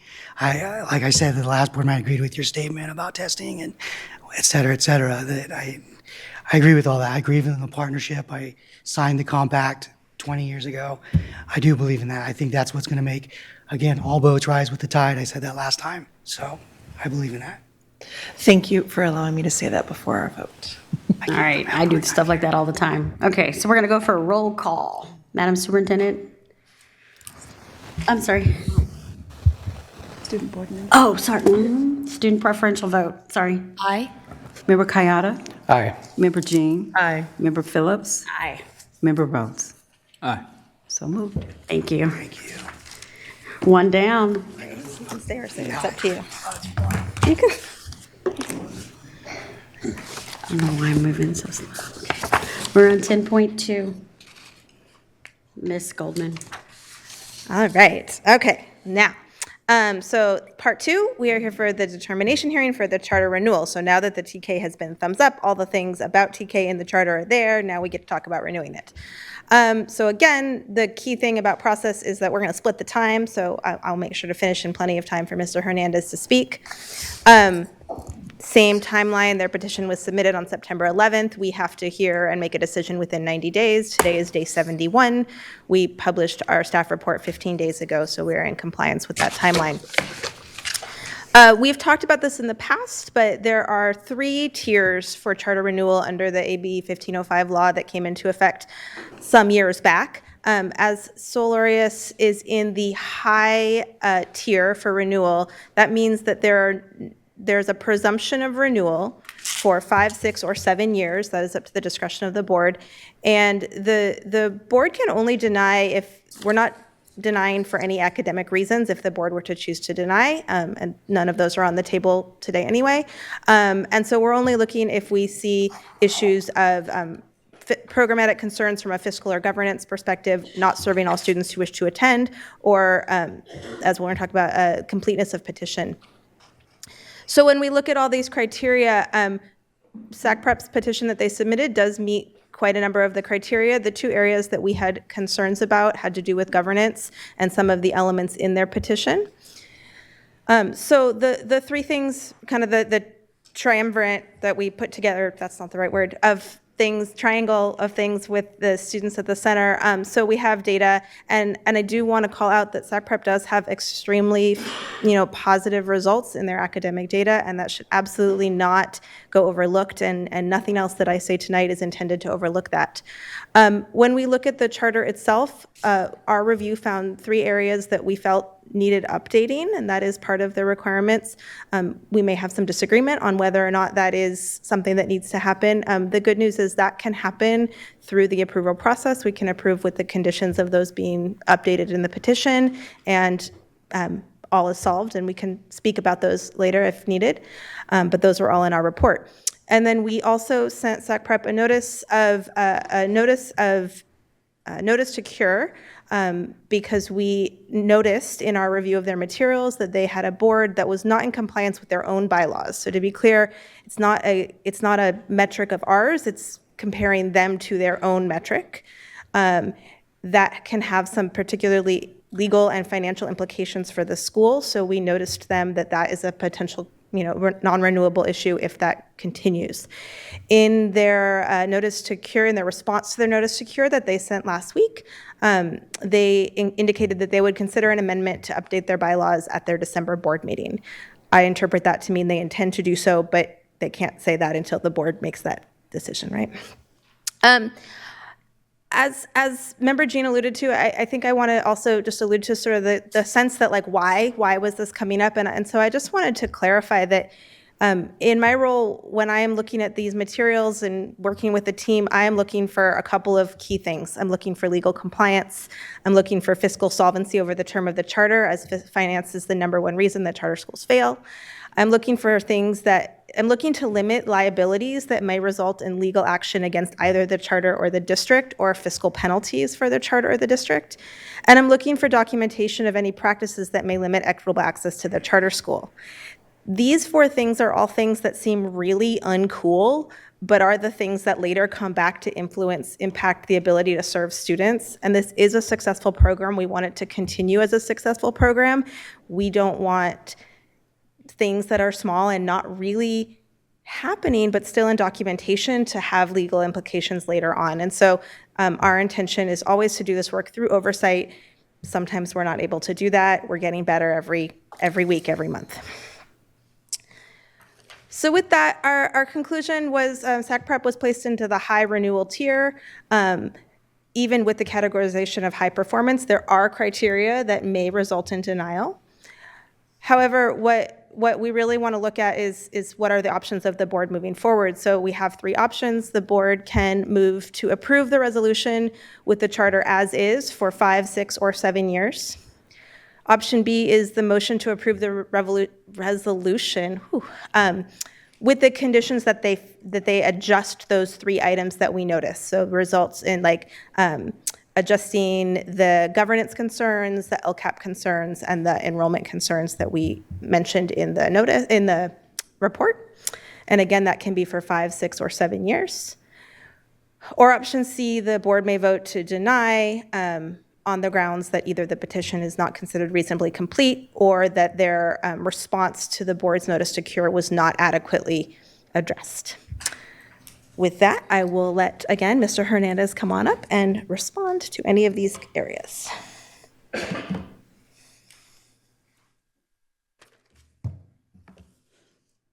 I'm back. Thank you for having me again. So again, thank you for having me up here. I'll keep it brief. So we wholeheartedly agree with the staff recommendations, as you can see on the slide, that we do present a sound educational program and that we are well positioned to financially implement our proposed program as we move forward throughout the years. As mentioned, looking at SACPREP's results that we presented in our hearing and tonight, we are in the high performing track, as you can see in the results. And this is our performance compared to the state. As you can see, we've outperformed across the board. And the 2022 dashboard had very similar results. And as you can see, we've outperformed the state across the board in our subgroups.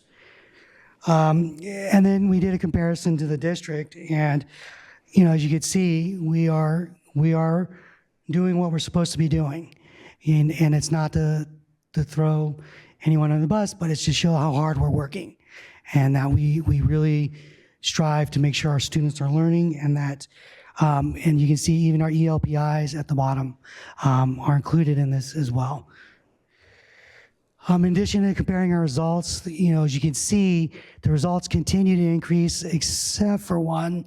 As you can see, our Hispanic and Latino population decreased by 1.8%, and that's representative of when we crunched the numbers, about 2 students at our school didn't perform that well. But again, we continue to increase and plan to do so in the upcoming years as we go forward. And again, as mentioned, we are in the high track for renewal, and that it really should streamline the process for both the authorizer and the charter school. It's really, the authorizer shall not deny unless extreme cases, which I don't believe there are any here, and we do qualify for up to a 7-year renewal if you so see fit as we move forward.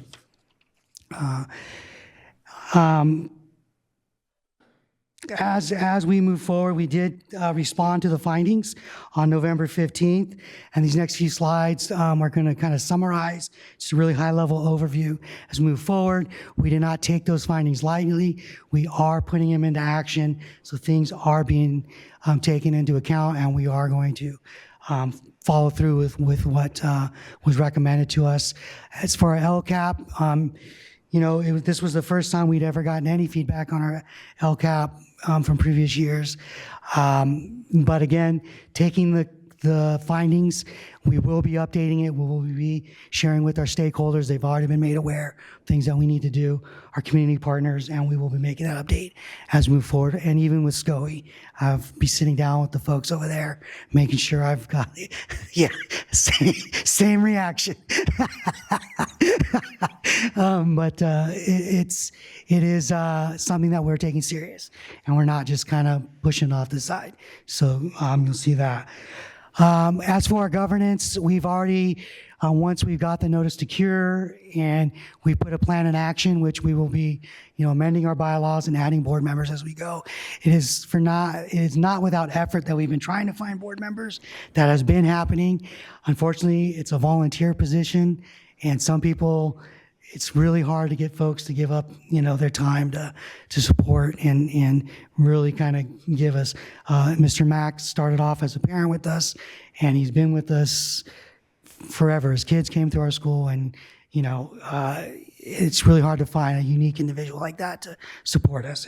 And through admissions, even through our 20 years, since 2003 when we opened this school, using old school paper petitions all the way up to the new digital age, we've never had a problem with our admissions. No one has ever denied a seat if seats are available. If none are available, we do a public, transparent lottery so that everyone has an opportunity to attend if they wish to.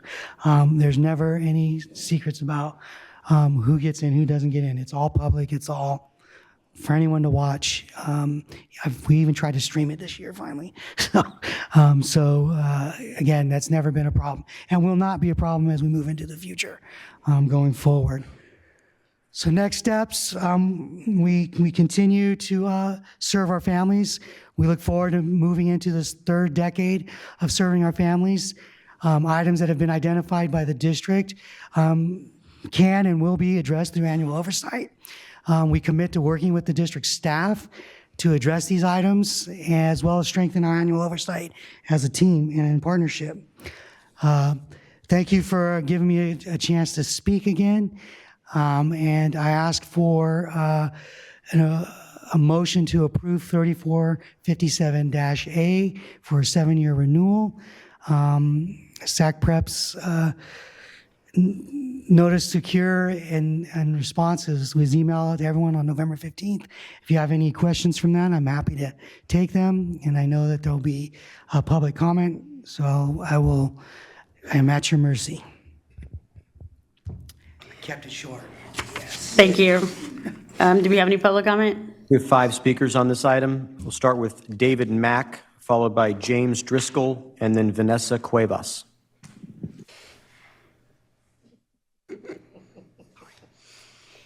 All right, Mr. Mack, it's yours. Good evening. With protocol having been previously established, I'd like to once again humbly ask that you approve our petition for resolution for 7 years. I believe that was option A, at least as I recall it. Allowing us 7 years helps us to continue and expand our continuity toward student achievement. And from the standpoint of our overseer, while we expect and will continue to have great relations with our overseer, 7 years allows us the time to put in all the second and third level changes that we expect to deploy, so that we're back in front of you in 7 years, telling even a better, greater story. So we humbly ask that you offer that, or that you provide that. Thank you very much. Thank you, Mr. Mack. Next speaker.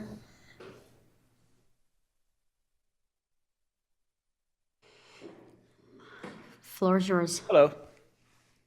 I just want to express support for the SAC Prep Charter renewal. As a guardian and a tutor of a 7th grader at SAC Prep, I want to say we're very happy with staff and curriculum and Principal Hernandez, and would recommend the school to anyone. My nephew has attended charter schools in Sacramento for 7 years, and I spent several years myself as a paraeducator, volunteer, and employee in one of them. Our previous school was great, and this one even better. And they have our total support. Thank you. Thank you, sir. Next speaker. Next is Vanessa, followed by Michelle Perez and Alex McCready. It's all yours. Hello, good evening. My name is Vanessa Cuevas, and I have never done this, but I had heard that SAC Prep was under renewal, and so I needed to come out here and show my support. I recently started subbing as a substitute teacher at SAC Prep about 2 months ago, but prior to that, I had stayed home, but prior to that, I stay home with my 2 toddlers now, but prior to that, I had 17 years of combined substitute teaching and teaching experience, and I worked at a lot of public schools and charter schools, including charter schools. And I want to say that from the moment that I stepped in, I knew that SAC Prep was a special place. And for me to say that, that's very, for me, I hold charter schools very highly, because I feel they have to set the bar higher for students to want to be there. And I'm surprised that parents, maybe it's a well-kept secret, because I feel that parents should be knocking on the door trying to get their kids in, because I live in the vicinity, in the neighborhood, and I plan to take my kids there because I fell in love with the culture, the staff, and all the interactions that I've had with the students have been positive. They want to be there, and I ask them questions, oh, how long have you been here? And they're like, oh, I've been here since kindergarten. And they have nothing but positive feedback. And I just want to show my support. And I hope that it gets renewed so that hopefully my kids could go there. And I'm so happy the TK got approved. So I hope to, again, have my kids there in the future. So yeah, have a good night. Thank you. Next speaker. Next is Michelle, followed by Alex. It's all yours. I'm Michelle Perez. You might remember me from a few weeks ago. I am currently the elementary vice principal at Solaris College Preparatory, also known as Sac Prep, but I have been with Sac Prep for over a decade of my life, which is about a quarter of it at this point. And there's a reason for that. So during interviews, we always ask the candidates at the end, do you have any questions? Common question during interviews. And my favorite response is when they ask me why I have been at Sac Prep for so long, or what's our culture like. So I'm glad that both Mr. Mack and Vanessa have spoken towards our culture, because that is why I am there. I explained that what truly defines our school is all of us together as a whole. We aren't just a community, we are a family. Not just figuratively, but also literally, as some others have mentioned as well. We have cousins, uncle, nieces, nephews. We have students now at our school where their parents were actually students of Mr. H when he was a teacher at our school. I had a student who I got to interview this summer that was a student of mine when I taught 4th grade as a teacher at Sac Prep. And I even call those kids at our school my kids. I don't call them our students. They're my kids because we are a family. We get to continue to see families grow, and that makes us that closer community as we get to see those families continue to return, and we know them like they are our neighbors. It's not just a place where they come to learn, it's a place where they come to belong. We go above and beyond, not just with curriculum and data, although as you got to see, our data, I think, speaks for itself as well. When we talk about our school, we're not just talking about a place of learning, we're talking about a home. It's a place where we support each other, challenge each other, and most importantly, we care for each other. You can ask anyone who's here with me today. We have a couple of our staff here that this is the truth. This is what I always say. I wouldn't want to work anywhere else. I've worked in other districts and other charters, but Sac Prep is my home. It's where I belong. It's where our families and staff choose to be, and we'd love to stay for years to come. Thank you. Next speaker.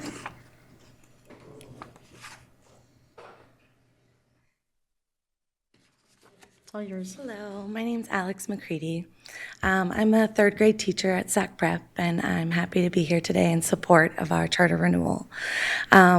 Like Michelle just said, our school is a very tight-knit community, but it really is more like family among not only the staff members there, but also with our families and our kids. Most of the kids in my classroom have been with us since kindergarten, and most of them that leave our classroom I get to follow through middle school, which is really incredible to see and stick with those families through the years. It's a really important place for our students. And I'm just asking today that you vote yes to keep that safe space there for our community and our kids. Thank you. Thank you. No more speakers. Thanks. So before I call for a motion, does anyone have anything that they would like? Any questions? Okay, then I'm going to ask a question. So for Ms. Goldman, for me, I'm looking at 5, 6, or 7 years. 7 years is kind of it's a demand for excellence, right, Mr. Hernandez? And we'll bring it. Okay, and so, I mean, it's interesting. We have an option, dear folks, whether we want to do 5, 6, or 7. And there is nothing that is preventing this particular institution from heading to a 7. Correct? I mean, you know, we get to decide, but at the same time, we also want to do it right. I just personally want to say, okay, no, I don't. Yes, I do. Why can't we have this everywhere? Why can't we have this? And I don't know if it's because it's a small school or because it's a charter and you guys have your vision that might be slightly different than your large public school. But the way you defend your institution is the way a person should defend their excellence. At the same time, Ms. Goldman, and like I said, I don't think there's any, no one's catching any smoke from this because it's from the legal perspective. you got to protect your interests. And in this case, yes, we are honoring a charter, or if we choose to do that, that charter is, it has to be clean, because if folks come looking, folks are going to say what they got to say, and we're going to have to answer to that. So I wish this was everywhere. And I don't know, I did look at some of the numbers that you were giving, Mr. Hernandez, and I still did see that there were still populations that still, even though they beat the state, and us, I believe, it's still not, it still speaks to that larger issue. That's nothing that you are not aware of. But I'm gonna keep saying it, because I personally never heard of Solar Reyes until I got here. And I've been sitting in Sacramento for a long time, and I searched for charter schools. And I am just horribly curious as to like, I know we can't say anything about it or ask, but it's like, what's your push to get other folks to come to Sac Prep? It's word of mouth. I mean, when you offer a good product, it sells itself. It sells itself to those who can get to it. And so I'm over there. We have kids coming in from Galt, Yes. Loomis Lake. We have them coming from our original. So we started in Oak Park and Meadowview. We still have those families attending our school, where their district of residence is Elk Grove. They're attending our school because, as Ms. Perez just pointed out, we have families that I was their teacher. They ask, "Is the old man still on campus?" And it's Right. and that's why you put a good product out. It's going to speak for itself. And it's an interesting thing, is because I've been approached by a lot of marketing firms. You should do this. You should do that. You should do this. And it's interesting to me, and it gets me excited. But again, I'm not an advertising expert by any means. Yeah. I'm just a regular guy.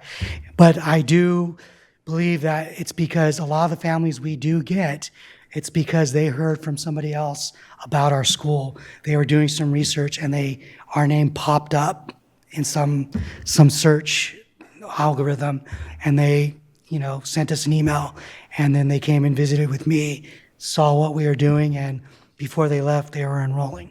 Right. Right. And yeah, sorry. So I'm sorry, and it's just, like I You said. get excited.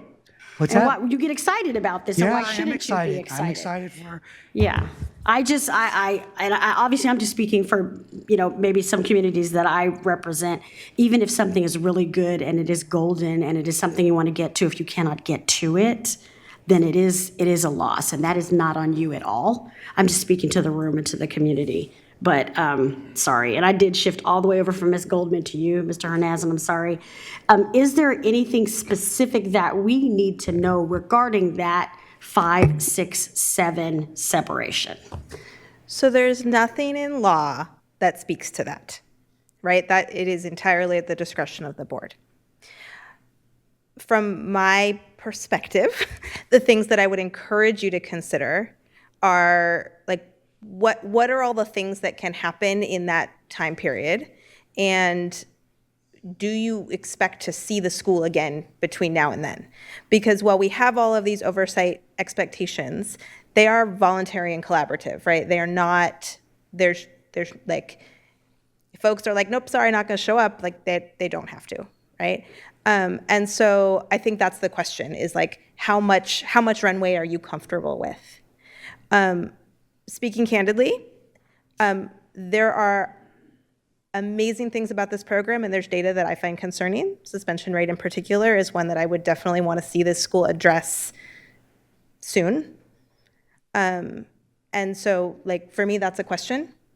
And I know that, so that's the only piece that I would say is a data point that I would consider. But otherwise, legally, again, the decision is completely up to you all. Okay, I understand that. Look, y'all, I understand. Okay, so I see that Mr. Kayada has something he'd like to share. Sir? Yeah, I have some comments, and then also, when appropriate, I would appreciate the opportunity to make a motion, given that. I'll let you know. Thank you. So, when I decided to run for school board, given that Sac Prep is right down the street from my house, Principal Hernandez is one of the first people I spoke with. And we talked about what is a charter school versus what is a district school. And I believe Mr. Hernandez shares my thoughts, which is that charters are held to a higher standard. And with that higher standard, they get the flexibility to try new things, to be innovative, and to meet families' needs that aren't being met by traditional schools. I think what we have here is one of the good ones. We have an excellent example of the charter law being implemented in California in a way that it should be, in a way that benefits families with passionate educators and a true community. I will say I am proud to have your school in my trustee area, in my neighborhood. And, I know you're independent, but I kind of consider you one of my schools. And also, similar to what Member Jean said a little earlier, because I think that way and because I see such great things that you're doing, that's why I think it's important for us to have a solid relationship, not just a relationship that comes back every 5, 6, or 7 years. And I've seen nothing from myself, at least, that speaks to the contrary, and I appreciate it. I really want to learn more about what you're doing so that we can do that in our schools as well. In terms of the term, I share what President Phillips said. There's nothing telling us we can't do 7. For me, 7 years is a long time, so I'm thinking I would like to kind of split the difference and go with 6 years. I don't want to go 7 years without seeing you all here again, but I do want to I want to respect what you've done with the program and give you runway to continue expanding. So that's my line of thinking. Got it. Ms. Jean? In kind of thinking through all of the documentation and all the pieces, I can understand the frustration, or so to speak, of we're doing good things. We know that it's LCAP and we know that it's governance in our bylaws, but we're doing good things. And the reality is our world wags on the written word, and yet you gotta honor your bylaws. So I appreciate that you guys are looking at, if we can't get people on the board, what do we do? And I really also appreciated that the high standard of the bylaws was we want a board that fills these roles, that has these experiences. We believe that would be good for our district. And then finding people with that amazing qualities to volunteer to be on this was challenging. So I appreciate both feel like we have this vision in our bylaws, but we're not achieving it, so what do we do? But it's governance, those bylaws have to be updated. And LCAP, I'm sorry, I don't remember all the specifics of it, but like LCAP and enrollment and the various pieces, to me, it's definitely an option B. Like I want those conditions. I want the ability to continue the conversation and work together, because to my knowledge, if we do option A, we basically don't see everybody. And I'm all about relationship and collaboration and working together in these things. I appreciate Member Kayada putting 6 on the table as an in-between. I'm on a hard 5, simply because I'm already concerned that the law is saying every 5 years when the average board member is a 4-year term, and it makes it really hard. Like, it's totally new to me, this figuring out how to be a board member, what my responsibilities are to charters. And while I understand the feeling that charters are held to higher standards, in some ways they are not. There are laws that the school district has to follow that charter schools do not. And those things that tie our hands in our school districts that charters are not tied to really create additional challenges. So for me, it's option B at 5 years whenever we decide to make that motion. And if we're going to build a debate beyond that, I'd need to hear some good info from my colleagues to consider differently. All right, I'm gonna count to 3 and see if any other names pop up on this list before I call for a motion. Okay, so I'm gonna call all 3, or we're gonna start at 5. I think it sounds like it makes sense, because right now we have one person who says maybe 7 and another person who says maybe 5, and then Taylor says, I'd like to make a motion for 7, and then you're sitting here talking about, hey, maybe 5. So, Madam Council, can we call 1, 2, and 3? Can we do them in that order? We cannot? I want to ask for, if there is a motion for 5 years, I would like to hear that and vote on that, depending on how that goes. Then we can move up or stay. Yeah, well, you'll need to call for a motion and then see if anyone seconds it. Correct. And then you can have a conversation around that. Okay, so I'm gonna do it that way. So I'm going to call Mr. Kayada. Do you got something else that you want to share? Oh, no, y'all heard what I said, though, so I'm going to call for the motion right now. So who wants to call for the, I'm sorry, I'm going to ask for the motion for actually approve at 5. Are we option A or option B? Is it option A and B? No, it's option A for 5 years, a consideration for 5. That's option A straight. So what do we call option A 6 and option year 7? Option A could be 5 years, or it could be 6 years, or it could be 7 years. That's Okay. all within option A. Okay, so you hit the button again. So I have called for that motion for the 5, option A 5. Let's hear it. See if there's a second. Yes. Got it. So Let's do that. are you moving No, for the 5? I'm not moving for option A. I want option B, sorry. Okay. That's why Then, I went okay. back in. I was like, Okay. I don't know if member Kayada was saying option A, but I'm saying option B. Okay. I mean, we can go through it, or I can make my motion, which I think. Just. Let's see if we. I want to play the game this evening is what I want to do. Okay? So I'm gonna start at A. And I'm gonna call them like they are.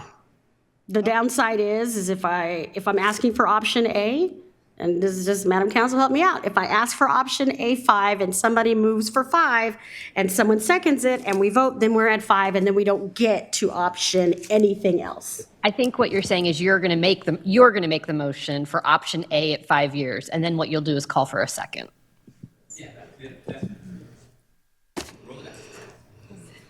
Y'all know this is my last day and I am tempering myself. Okay, so with that said, I will make the motion for option A.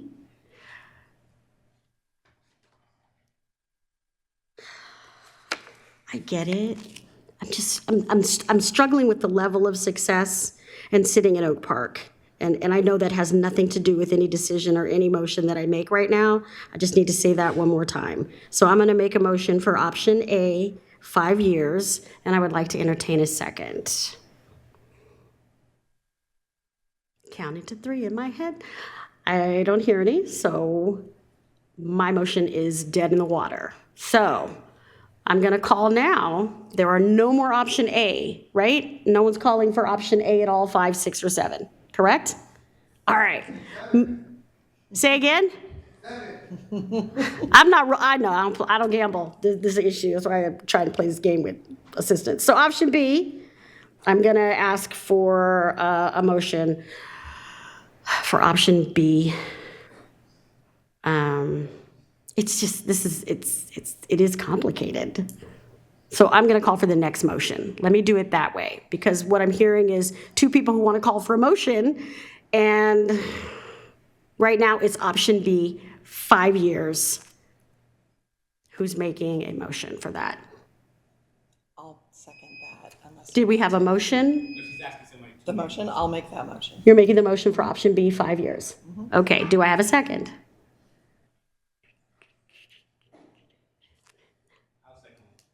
All right, let's roll call that. Yep. Student preferential, I'm so sorry. Member Kayada. Aye. Member Jean. Aye. Member Phillips. Aye. Member Rhodes. Aye. So moved. Yes. Congratulations. I'll come visit you guys. Thank you.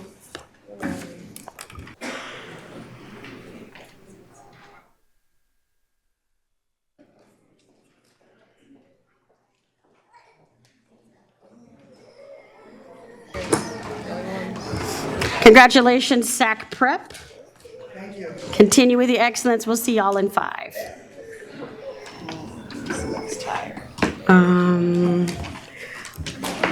Okay, now we're at item 10.3. Hi, how you doing? I'm great. Resolution 3463, you can take a second if you need. That's all right. I think I can talk fairly loudly. Hello, board members and Superintendent Allen. My name is Nathaniel Browning, and I'm here to ask the board to hold a public hearing to convey public utility easements in accordance with Education Code Article 15. The easement is needed to provide the County of Sacramento with the ability to install and maintain sewer access at the soon-to-be reconstructed Nicholas Elementary located at 6601 Steiner Drive. At this time, I'd like to hold the public hearing and receive any public comments. This is not a board action item. The resolution will be voted on tonight during the consent agenda. Thank you. Beautiful. Public comment on that, sir? We do not have any. Fantastic. Dear colleagues. Counting to 3 in my head. Perfect. Okay, this item is on the consent agenda, so we are moving on. Thank you. 11.0, communications. First step, student member report. Ms. Chu Griffith, yours. Cool. I don't have a lot to say tonight. I think most students, and honestly most adults too right now, are ready for a break and excited for fall break. With that being said, after fall break, 2 important things we have going on is the Mental Wellness Student Committee application is going to be sent out to high schoolers. Any high schooler is able to apply if they're able to attend the meetings and give input on what they think is best to improve mental wellness for high schoolers in our district. And then we will also be sending out another survey to high school students on gender-neutral restrooms. So hopefully if you can try and get site participation at high schools to kind of understand how we are doing with gender-neutral restroom implementation on campuses and what we need to improve on. And I think that's all for tonight. Fantastic. Is that something that we'd put like on the district page as well to make sure the rollout so that folks know about it? I know what's going on the Instagram. Oh, yes, because the young people use the gram. Okay. If there's any other way, like we could throw up like, the little QR thing for Graham, that'd be awesome too. Okay, thank you. Survey flyer. Okay, thank you. 11.2. Oh, that's me. I have nothing to say most of the time, and that's going to be true this evening. 11.3, dear colleagues, information sharing. Mr. Kayada. So I just want to get a little bit ahead out of our next meeting and say congratulations to our new incoming board members. I'm really excited to be working with them. April Ibarra, Michael Benjamin, Jose Navarro, and returning Chinua Rhodes here. I am really excited for what the next 2 years have to hold, and just wanted to kind of get that carpet starting to roll out, and I look forward to welcoming them next month. Fantastic. Keep your Humphreys on lock. Mr. Rhodes. Yes, congratulations to the new folks. Also, just wanted to put a plug out there on December 8th. We'll be holding a volunteer activity in Area 5. If you guys have ever been to East Sacramento, you always get to see an opportunity to see all the beautiful Christmas lights and holiday lights kind of surrounding the neighborhoods. And in South Sacramento, in my trusty area, we always go and visit other spaces in the city of Sacramento to see the beautiful lights. But we're changing that dynamic in my trusty area, and we're actually taking a block in my trusty area, and we're going to decorate it with lights. And it's going to be a beautiful attribute to Area 5. It's going to give students an opportunity to get some volunteer time. On December 8th, students, families, parents come together. Luckily enough, we're going to meet at Bidwell, and on the street that we're doing, they also have Bidwell students that live on that same street. And so it's very exciting. So anybody who would like to be a part of Project Be the Light South Sacramento, please let us know. And we really encourage students to come out. Great way to get some volunteer hours and give back to your community. Thank you. That's awesome. We've done 44th in Oak Park, and it's been bomb for people just to come out and literally decorate. And Halloween, though, someday we're going to get trick-or-treaters out there, too. All right. We are at 12.0, consent agenda. So moved. We have one public comment on consent agenda. That's Terrence Gladney. Mr. Gladney. We did. Just really quickly, I was looking at a few items in the consent agenda. The first one was 12.1D. There's 15 special ed vendors that are listed as under unauthorized vendors, and with a quick addition, I counted as around like $942,000 that are going to be paid to vendors that either couldn't meet the requirements of the district or whatever. They did the work and at some point were unqualified. And obviously last year, myself, being a youth development vendor, we went through the same thing with a lot of youth development supplemental providers.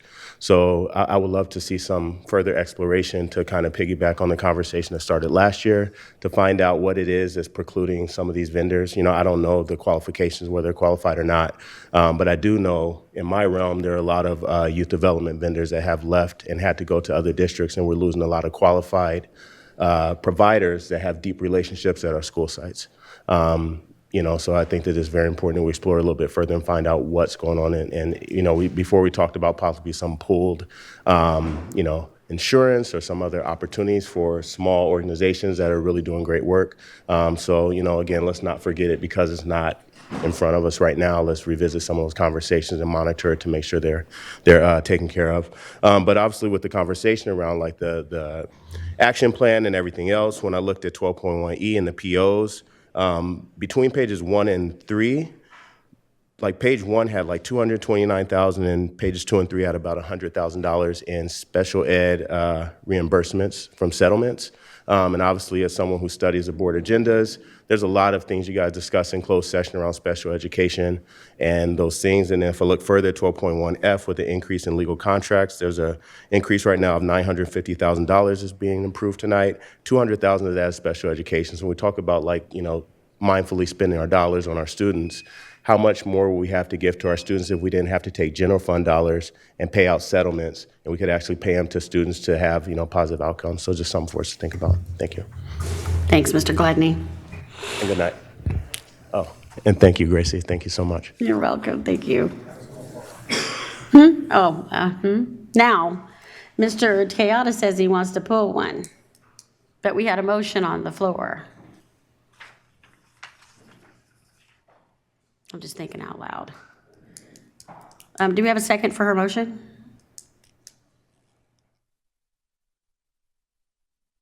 No? All right. So that's gone. So, Mr. Kayada, your motion, please? Or you wanted to pull? I wanted to pull 12.1F for discussion before we vote. 12.1 F. as in Frank? Yes. Okay. So on 12.0 consent agenda, we're moving toward motion to approve all items with the exception of 12.F, which has been pulled. Second? Second. Roll call. Student preferential. Aye. Member Kayada. Aye. Member Jean. Aye. Member Phillips. Aye. Member Rose. Aye.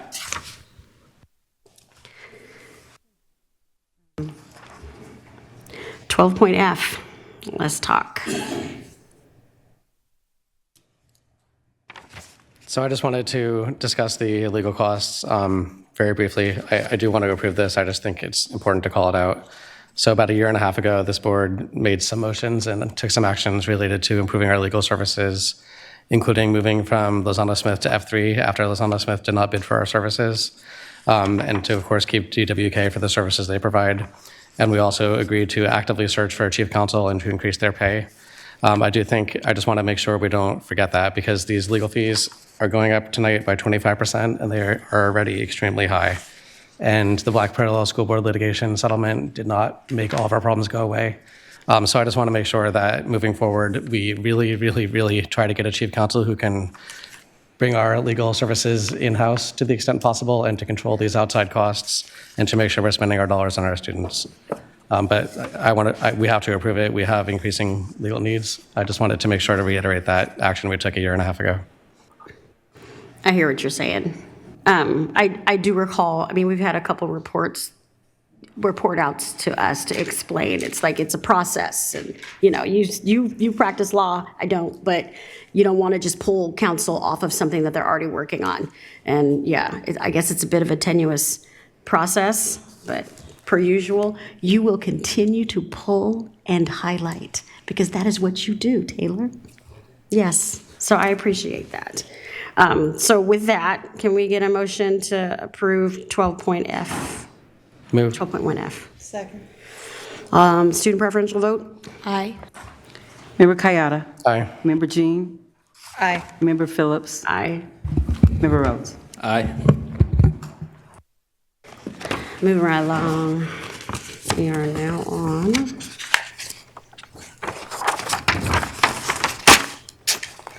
item 13.0, future board meeting dates. I will read them slowly. Please know I will not be in attendance at these moving forward. December 19, 2024, 5 p.m. Closed session starts at 6. Open session is here at Cerna Center at 5735 47th Avenue, the community room.